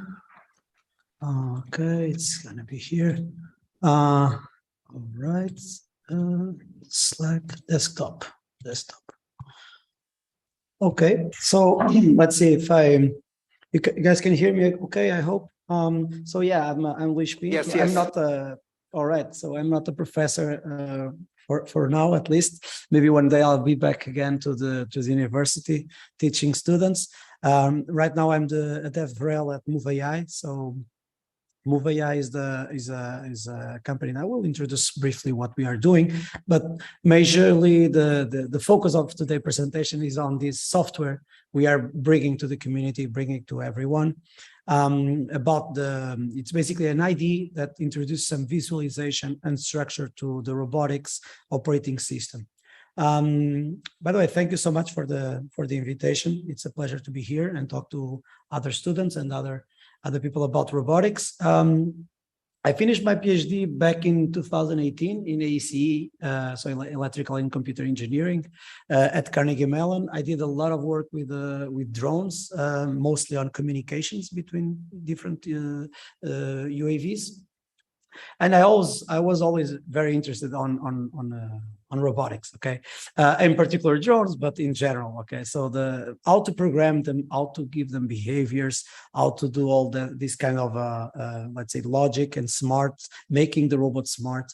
That's something that it was always part of my joy, let's say, and my pleasure to work with. And so one of the things that I guess it's important to notice is that we are no longer in this classic automation world. Obviously, this picture is very, very old, but robots are not anymore some kind of machine that does always the same thing. Like they are programmed to do always the same movements. They are very precise, and they have to be repeated. They have to repeat the same movements millions of times a month or a year, whatever it is the application. Robots are now very smart. Let's say that's where we want to be. That's where MoveAI and a lot of the robotics companies out there are trying to be. They have to be smart and they have to be adaptive. So they don't really have options to repeat themselves very very often. So they have to cope with people on the warehouse, for instance. They have to deal with the interactions that persons or staff is doing with them, with the robots. And so it's very common that they have to solve these kind of problems, but let's say that are not really expected, or even so probably they know what's going on, more or less. That maybe there's an object, there's an obstacle, but they don't know exactly when it's gonna appear, and they probably need to adapt their behaviors. Okay, so that's how that's basically the definition nowadays that people use for the autonomous mobile robots, the kind of robots that are very smart. And that's where also our founder Limor was also grabbing this idea of trying to make robots with all the tools that he had available. He tried to build a couple of them, and using ROS in particular. So ROS is for the guys out there that don't know about ROS. It's basically a middleware that's pretty much does a lot of things that we can imagine with robots. So you can have a lot of the communications between different nodes, different robots. You have a lot of tools already there, like visualization tools, debugging tools. You have also, let's say, a couple of options already there, like algorithms and drivers and code. It's already done, so that you don't really need to build everything every time from scratch. And I think that's something that's very powerful in robotics. I think in other scenarios in the software, we probably have similar things. We like to reuse some frameworks for other scenarios. In robotics, it makes sense. And I think ROS was the most, and is the most, let's say, famous and commonly used operating middleware or framework for robotics. And that's where everyone is doing they probably are doing their work with ROS, with robotics. And so this ecosystem is very large. So we have people everywhere in the world basically doing different pieces of software, different demos, different robots that are available for ROS technology. So it's pretty much a very complete world at the moment. But the thing is, and I guess that's why Limor founded Move AI, is that we have to build a lot of new tools, because ROS is very, could be very useful, but it's also not complete, as you can imagine. So it's an open source tool. But so for that reason, we actually use ROS, and we said, okay, let's build our own tools. And one of the tools that we built was this Move AI Flow. So it's a completely, let's say, it's an IDE, so it's an integrated development environment. So it's something that you probably can compare, like if you don't work with robotics every day, you probably know about Visual Studio or other software development tools that you can probably do a lot of things inside that same tool. And that's basically what we do with ROS. Okay, so we can actually run ROS with a lot of the let's say the tools and availability, all the things that you can try to do in ROS. You can actually start using this ROS ID that we built, and we are using it in our own clients. So we have clients, but we are basically giving this back to the community. So the idea is that, okay, ROS is an open source tool. We are leveraging the fact that we can use ROS in our robots. So now let's bring back to the community and say, let's bring this community completely free and open source for the community. And by the way, if it's available right now, it's in the beta testing phase, but it's quite solid. And I would say it's very interesting to experiment and to bring your robots or robot ideas to life, okay? We also bring the simulation. Gazebo is a very commonly used simulator for the robotics. A lot of people use Gazebo. And so we also bring, and we integrate Gazebo very, very well into the tool, so that you can actually start building robots and you can actually test stuff in the simulator right away. Okay, so it's pretty much install and try to almost like a neat package with everything. So what is this ROS ID? So what is this Move AI Flow? It's pretty much a web-based visual ROS editor. So you can run it in Chrome or Firefox. You can even probably run it in a tablet if you want. Like obviously not the core system has to run in the robot, but you can actually access the robot. You can access all of these visual part, let's say the interface in any browser. And it's pretty much oriented to drag and drop blocks. So every block represents a process. And so you can actually communicate between processes via what Ross usually calls topics. And we also have these with white lines. So every white line you see here is a communication pipe, let's say.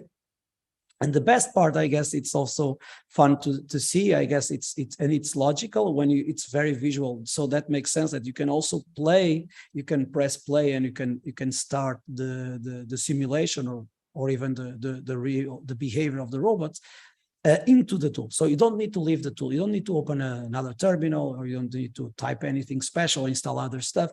You can actually build your own flow behavior. Let's say you want to move the robot to move something, move some meters away and then rotate. Okay, that's it. Now press play, and that's how you basically communicate and start some robots, some code, let's say. It's definitely a very powerful tool. I can go through some details, but one of the things that you can imagine is like every one of these nodes has inputs and outputs. So you can actually feed the node, feed the process in with some information. The information can be processed, and then you can deliver an output. In this case, it's like you can read odometry messages. So wheels, let's see where the wheels are telling us where we are, and let's publish some twists. So a twist message is typically in ROS is a velocity message. So we can publish velocity to the robot and say move. Okay. What else? Well, it's actually something that we believe it's a quite different thing that we are doing now between ROS and what we do is the state machines. So FSM means finite state machine. And what we bring is a way to visually build this state machine. So for the for the audience that for the elements that don't know what is a state machine, it's pretty much a logical, let's say, construct. You construct something, like say, logically here that you can say which, for instance, here you have a couple of nodes, and so each one of these nodes represent a state. Okay, so it's state machine. So it's a couple of states and they are linked together. And so that means that I'm doing this. Now I'm going to A, and now I want to go to B, and then I want to go to C. So every one of these states can actually transit. You can move from A to B and B to C through this red line. So you can actually describe in a visual manner, in a very intuitive manner, what is going to happen to the behavior of your code, your robot, okay? So likely you want to charge the robot first, and then maybe you want to move it to the left. Or maybe you want to say, oh, I want to check if the battery is enough at the moment, then I want to decide if I will go left or right. So these kind of decision trees, or if you want to call them like that, typically, they can be represented by state machines, and state machines are very interesting in general in electrical engineering, and I guess also in the computational world, right? So it's pretty much an idea of creating triggers, creating sequentiality, creating causality. You can basically program the system in a very visual way. So you know exactly what's going on. And I think that's the beauty of this visual state machine, is that you can look and you say, oh, I have Husky sim drivers. Okay, there's Husky is the name of the robots. Then you actually say, oh, let me publish something. Then I want to go to A, then I want to go to B, and then I want to go to C. Okay, it's very, very, let's say, clear to me what's going on. The robot is moving from point A to B to C. That's obviously visually, intuitively clear as you look at this. I will explain a little bit more on these red nodes, but they are typically, the red nodes represent ROS code.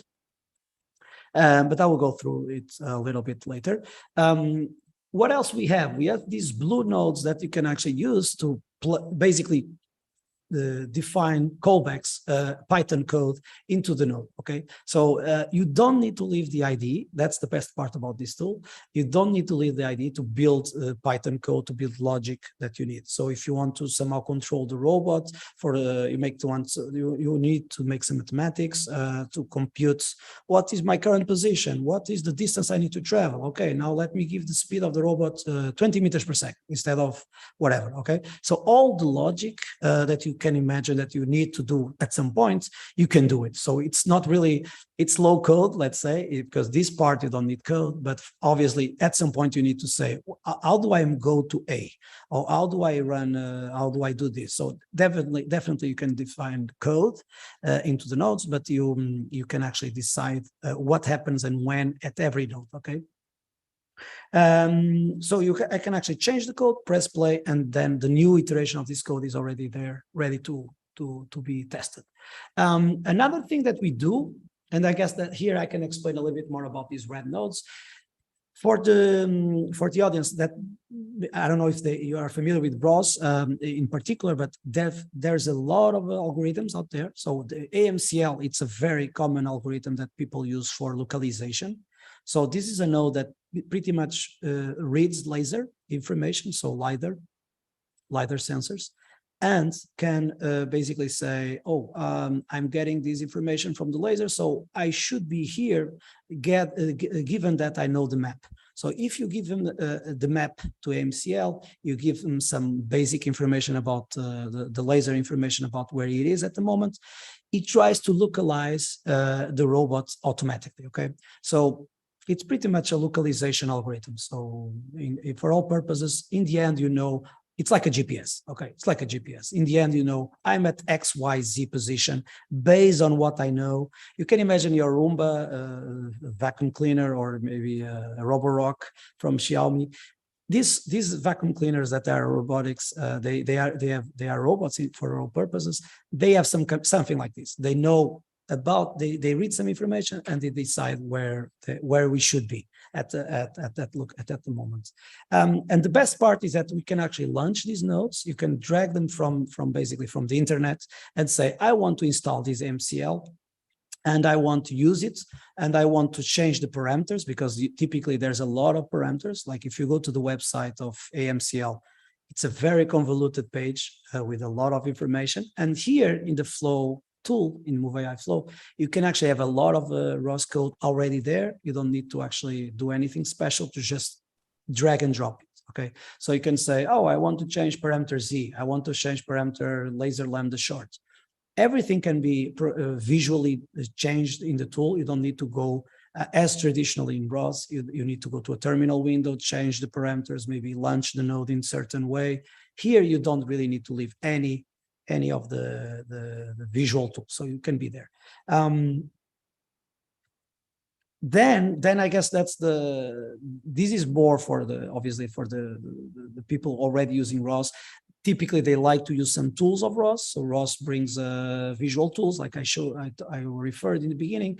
You also have the console or the terminal where you can actually type, make some debugging. Oh, let me check the topic. Let me check the messages. I can figure out the frequency of the message. Okay, all of these are available into the tool. So we are basically an improvement, if I want to claim it. I would say, we could say that we are trying to improve what ROS is. We are not really changing anything of ROS, okay? So we are bringing a new tool to ROS so people can use ROS in a better way. Hopefully, that's the idea.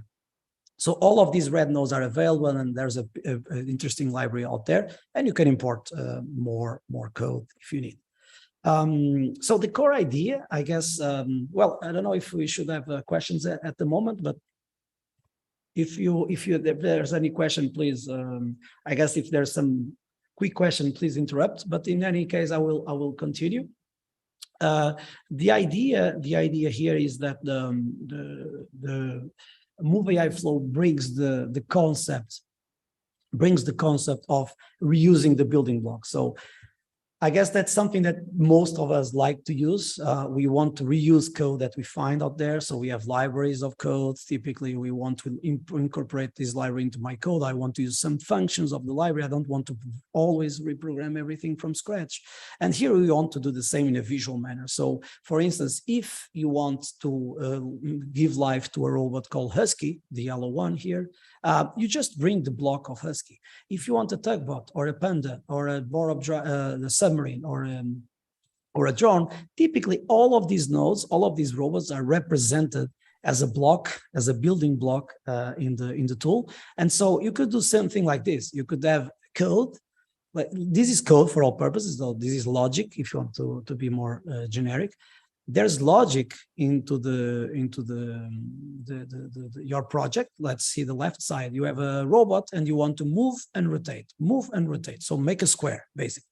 But I mean, I want to use not the tugboat today. I want to use the Husky robot. I want to use my Xiaomi robot. I want to use some other robot that is out there, and there is some open source tool to control it. So the idea is that you can actually reuse all of the code, but and probably replace the robot drivers. Okay, so that's the beauty of ROS, and I guess that's the beauty here of visual tool. You can definitely drag and drop, replace blocks, and say, I don't want this robot, I want that robot.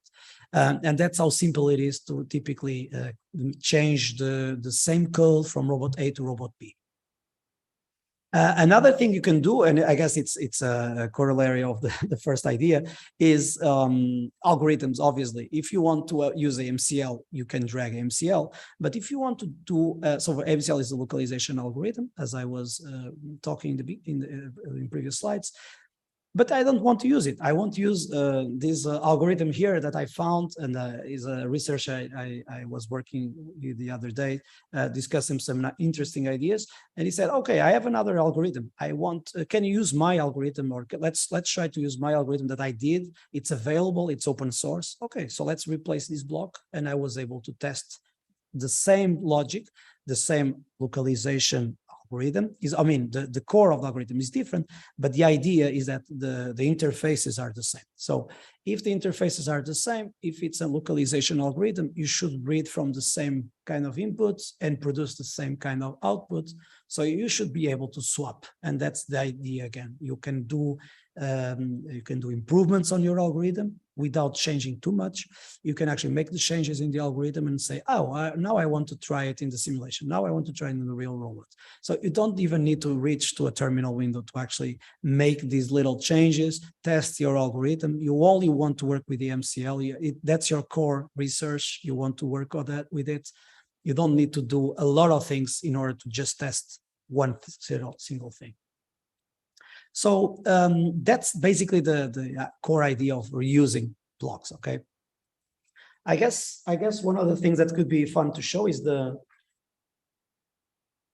some of the demos. But most of the demos I will show are pretty much available in the tool. So if you install it right now, they should be there, and you could run it. You can check the documentation to know a little bit more, but they should be very, very intuitively easy to start running.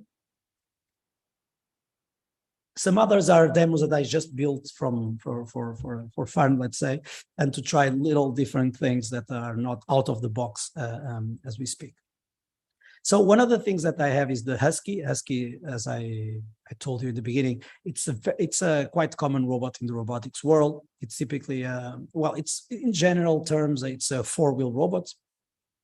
And here I just built something like a Husky driver. So I have the robot controller, let's say the interface with the robot, and I did a publisher with velocity. So how simple it is to build something like this. You start a flow. You start a new project. You say, I want to call this project Move My Robot.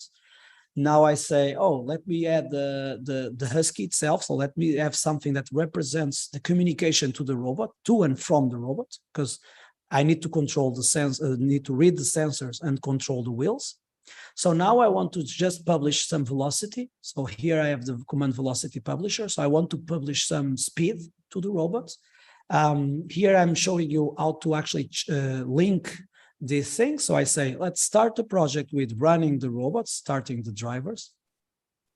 Then I want to initiate this node called twist, so publisher of messages. And then I want to say, yeah, whatever it publishes, I want to connect to the robot. So I want to make sure that communication is well defined. You change the parameters and say, I want to move at 2 meters per second straight ahead, and I also want to have some angular speed of 0.2 radians a second. You set up the robot name, which is makes sense because we are trying to make a simulation here, and so the simulator, you need to load the simulator, and the simulator as a robot with a certain name. Now you press play, And the idea is that the robot will move in a circle, basically now, because it's moving always ahead and slightly on with some angular speed. So this is how simple it is to start moving a robot in this platform. A lot of the things are already done, but definitely a lot of things can be changed, and you can basically change to your own purposes. I guess, let me see. So I guess one of the things that it's maybe interesting for other people are not mobile robots, are maybe manipulators. So this is Panda. Panda is a very common, used robot out there. It's a 2-finger 7-joint robot. So it replicates a little bit like our arm, I would say. And the idea is that I want to control it. Okay, so how do I control such a robot? Again, you need some drivers. So you need to have a block. In this case, is the black box represents all the inputs. So you can say, I want joint 1 to be at 0.2 degrees in position, or I want to move the joint 3 at some angle. And so you define the angles of the robot. And how do you define those? Again, you just add a couple of nodes that publish some message, publish some output, and say, publish now 0.7. Okay, so let's move. And that's exactly what we have here. The demo is pretty much something like that. We have a robot, we have a driver, we have the simulation.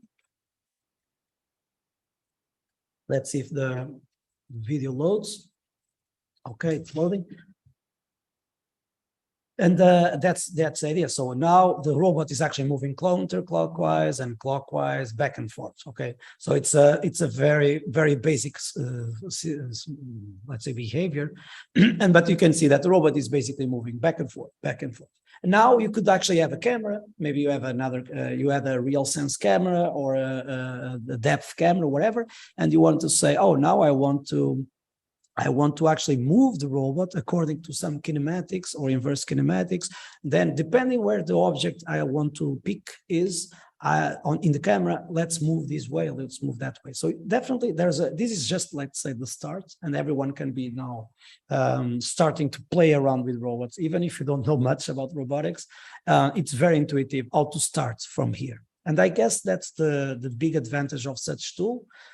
You don't need to build everything, all of the things, install Gazebo, install ROS, install this, install that. You can actually start already in a good shape, in a good place where everything is pretty much running. And now you only need to care about modifications, learning from the modifications, and do your own application. Another thing that is very useful in terms of autonomous navigation, in terms of navigation in general, is that you need to map your system. You need to map your scenario. It's a very common thing that even the vacuum cleaner does in your house. Well, how do you map? Usually you have a laser. The laser needs to know where it is and needs to actually localize itself as it moves and to make the map. And here we have actually we are using Gmapping, which is a definitely completely default algorithm from ROS. So if you go online and search for Gmapping, it will be available everywhere as an open source algorithm. And so here, that's what we're doing. We are doing is drag and drop Gmapping and say, feed the laser. So this is output of the laser, feed the laser to Gmapping, and the Gmapping is producing a map. And so that's why I'm saving it here into the red block. And here you can see what I did was actually to have just this raw Gmapping. And I said, okay, now let's move the robot. I actually didn't use any autonomous exploration algorithm. I just said, let me press keys and move the robot in the scenario. And as I moved the robot manually with my keyboard, I was able to start mapping the environment over time and making this 2D map, like a floor plan of the environment, okay? So this is the kind of things that you already have as well. The best, I guess, this is definitely the one I like the most because it's related to drones. This is something I actually reuse a lot of things I had in the past in my own research. And it's something I also use Move AI Flow to build. So HALOM here is an algorithm that basically builds a map out of laser again, so LiDAR.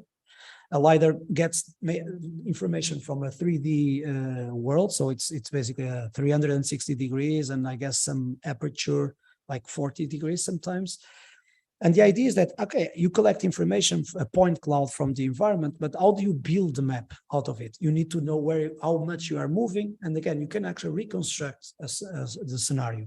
ALOM is one algorithm like that. I downloaded from the internet. It's open source. I made it here to be available as a block. And now I said, yeah, let's just connect my drone drivers, which are here, and say, oh, my drone driver actually has a LiDAR output. So I have a LiDAR in the drone. So let me just connect to ALOM, and ALOM will produce the map. And so let's see what's going on here. So I build very quickly, I build a forest with one drone. Then I actually gave some behavior to the robots and said, yeah, let's take off. As soon as you are ready, let's take off. Now let's wait a little bit and then move distance. So again, move forward for some distance and now rotate. So let's make a square in the air, okay? While you're doing it, ALOM is running. And so now that's exactly what you see here in the corner. You have a map, a 3D map. So this demo, it's very fun to watch, and because it's typically a very hard thing to start doing in a week even. I think most of the time you take your time to build the simulation, you take time to build the algorithms, at least to aggregate, integrate all the systems. And here you see that it's quite an easy peasy thing to do, right? You just need to add blocks. And I would say, and I would argue, I don't know about the professors out there, but definitely this is something that also can grab some educational value, because you don't need to teach everything to the student in the same day. You don't need to teach localization in the same day as you're teaching mapping, because you can actually say, no, I want to move the robot. Okay, let's move the robot. Let's learn this part first. Let's only build this motion first. Then I want to go to the localization. So, okay, let's add this. And now let's explain in detail what's going on inside this SLAM algorithm. So you can actually use these kind of tricks to actually build some, let's say, knowledge, because you can understand the project without starting from scratch. So you can look at the project and say, oh, I kind of understand what's going on. Even without pressing play, I kind of understand, because there's a takeoff, there's a move, there's a rotate. So, and a loam. So I can search a little bit. So it's definitely something that is easy to understand, I would say, without even reaching too much detail into the tool, okay? I don't want to go too long. I guess I still have some minutes. Martijn, I'm okay. Can I continue a little bit longer? Yes. Okay, thank you. So this is another world of the underwater world, I guess, for the enthusiasts of submarines out there. So again, I went out into the internet and I searched for models of submarines. Someone made a water world for a submarine. So I add them into the simulation, and the idea was, okay, let's play around with this. So what do we have to control? We have the fins, the vertical fins, we have the horizontal fins, and we have the propeller. So I actually made a very simple driver for the robot. So here you see 3 inputs that represent exactly the 3 actuators that you can control. And I said, okay, let me add the 3. They have 3 robots, 3 drivers, 3 different controllers for each one of the robots.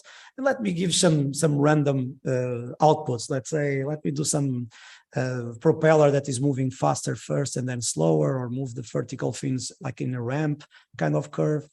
And that's the beauty of this. Like, you don't need to know a lot about submarines to actually play with it. Now you want to make some localization algorithm, or you want to make a mission out of this.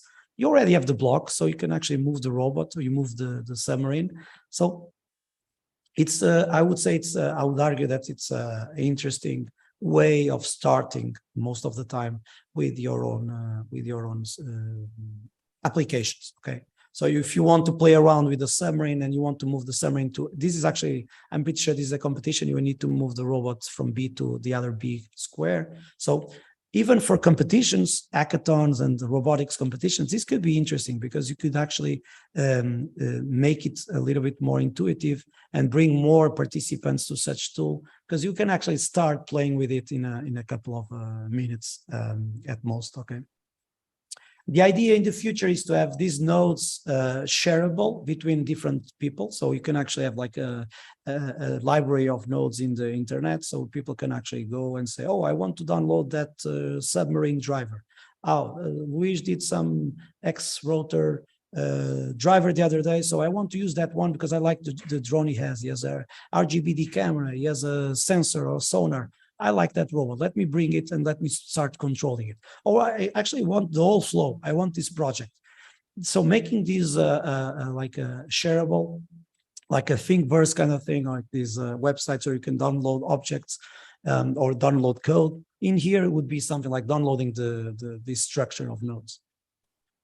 What else do I have here? I have, yeah, this is the most complex. This is already in the tool. This is available in the tool. If you install it right now, you have the pick and drop cart application or demo. It's one of the most complex in the sense that you have lots of things going on. Here you have a tugbot, so that robot there, and you want to move it to a certain location.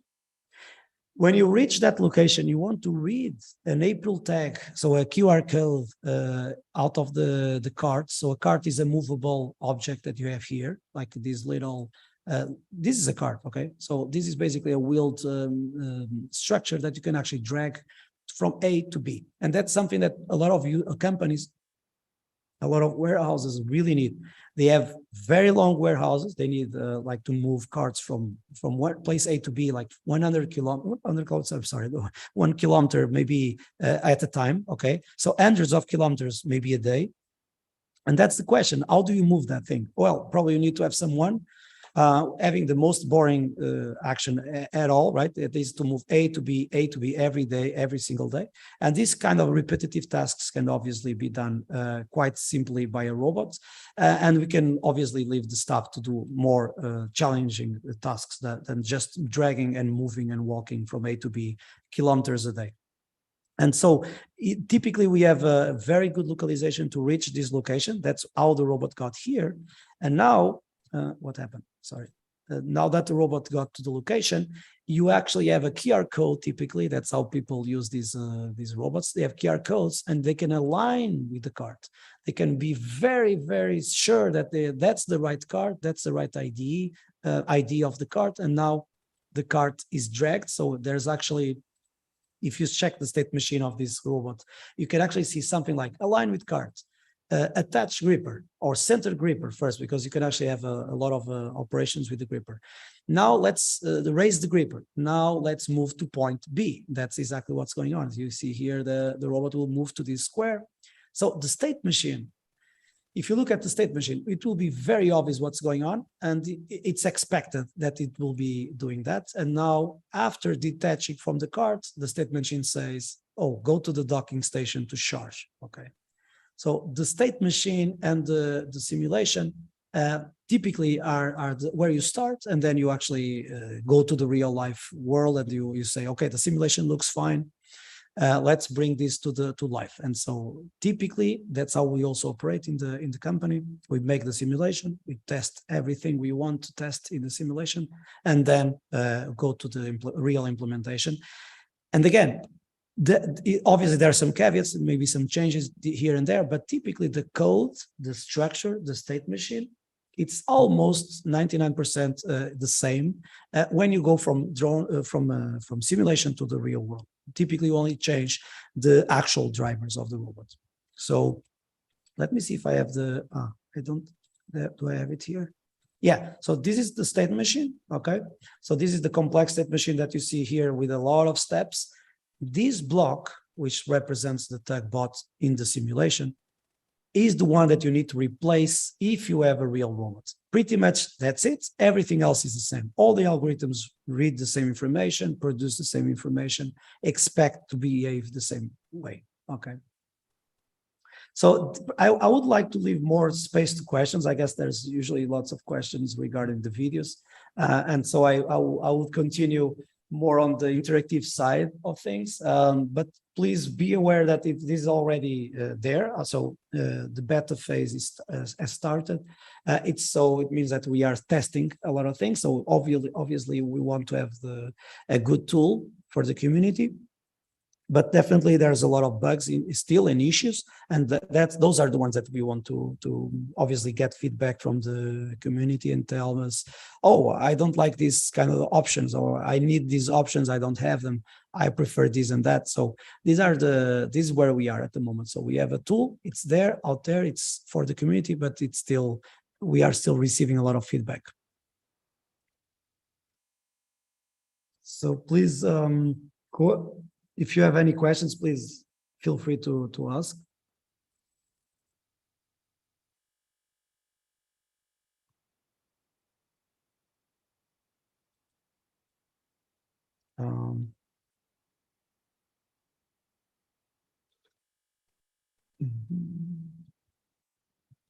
Not.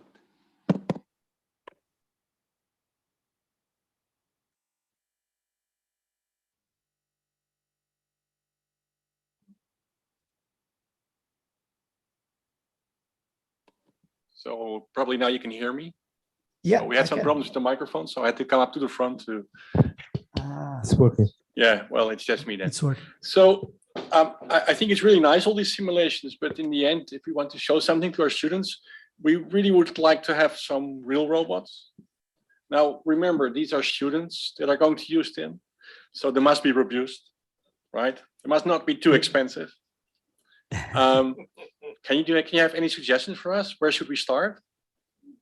Yeah, that's a good question. I guess there's a lot of people already using different open source tools to even build their own like cheap robots. I was talking the other day with a researcher and worker from NVIDIA. He built this robot from a Jetson Nano. So Jetson Nano is a computer like this. It's made from NVIDIA. It's really powerful and typically very low power at the same time, and small in shape. And so a lot of people actually build robots from 3D printers. They buy some little parts and make them. And so this is basically the cheapest way of building a robot, I would say. So a small computer like a Raspberry Pi or a Jetson Nano, or maybe even Arduinos. But those are very limited, I would say. If you want to make something more powerful and maybe more capable, something that could actually maybe bring a laptop or something, then you could actually go for the turtle bots. Turtle bots are very, very common as well. They are basically wheeled robots that you have a base where you can basically put a lot of sensors on top.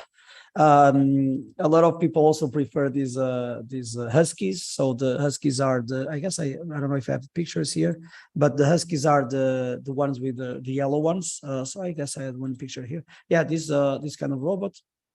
So these are more expensive, obviously. But they are pretty much like standardized, let's say, robots, kits that you can buy and somehow add sensors on top. But for the students, obviously, it depends a little bit on the budget. But I guess if you have the budget to go for a Spot, the robot dog, that would be also very fun to work with. That's something I would like to work actually one day. But yeah, there's a lot of options. A lot of people are actually building their own robots. There's lots of people doing their own videos on the internet to explain how to build something with 3D prints, motor here, motor there, a little controller here and there, and to start making their own projects. But typically the students, I think it's nice to actually start with some simulations, because that's how they get the grasp of how hard it is to actually process information. So I remember that some of the students I'm working with at the moment are doing drone research, and they are doing some processing with drones. So drones are typically, I would say, also not very expensive anymore, right? So you can actually have a drone with some computer on board, and they are not too expensive, and you can buy some RealSense cameras. RealSense is a very interesting tool as well for depth image. And so these kind of sensors, these kind of robots are very easy to assemble and fun to assemble, but typically they also need a lot of simulation. So I always recommend even the students to start with simulations, try the algorithm here and there, because definitely there's a lot of things that can go wrong, especially with drones. You cannot really crash the code, because the drone will also crash. And so the idea is that you can have you can start with simulation, start with algorithms, learning out about localization, learning about mapping, learning about analyzing the floor if it's a drone, or these kind of algorithms are nice to test and then move to the real world. It's always the best option.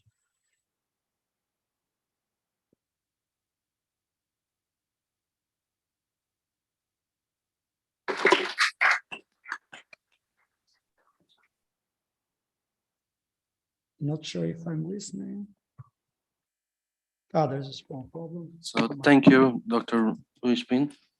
So Sure. now we will pass to Professor Paul Pinto. We will make the closing remark. Yeah.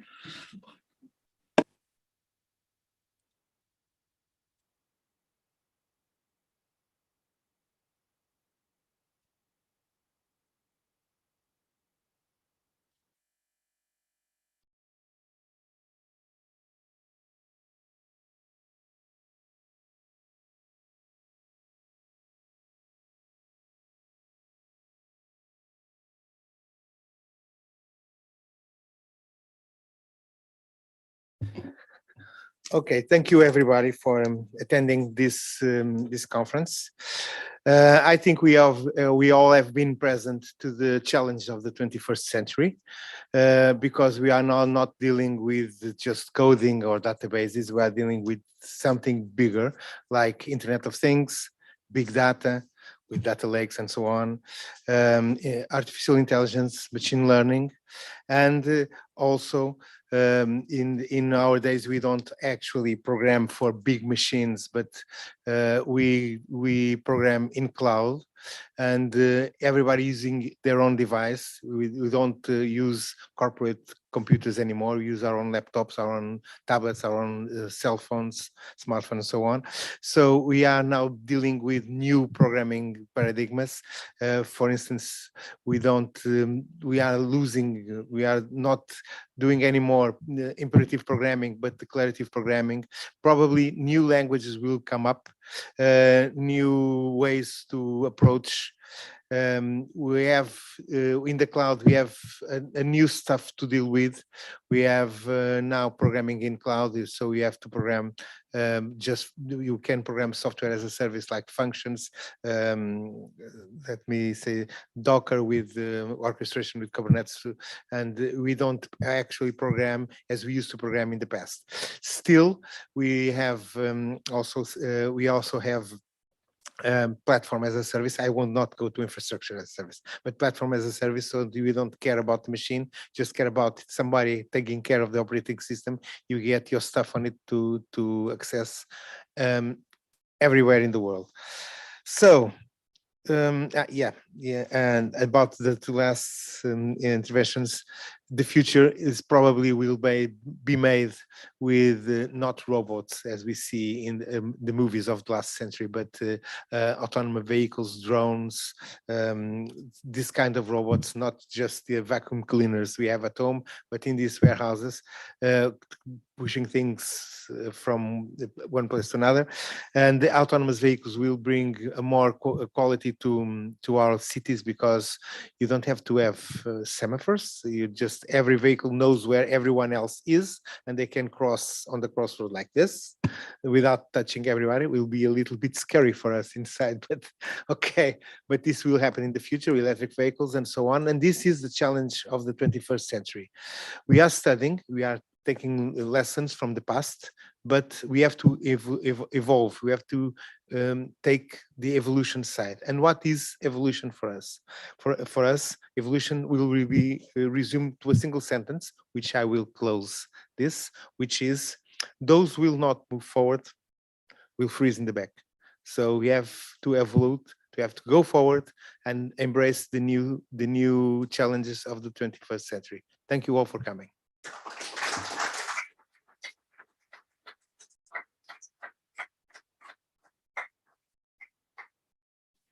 So thank you for everyone, and we all have already a date for the new inspiring talks. Will be the 13th of October in this year. So will be the first semester of the next year. See you soon. Thank you. All right.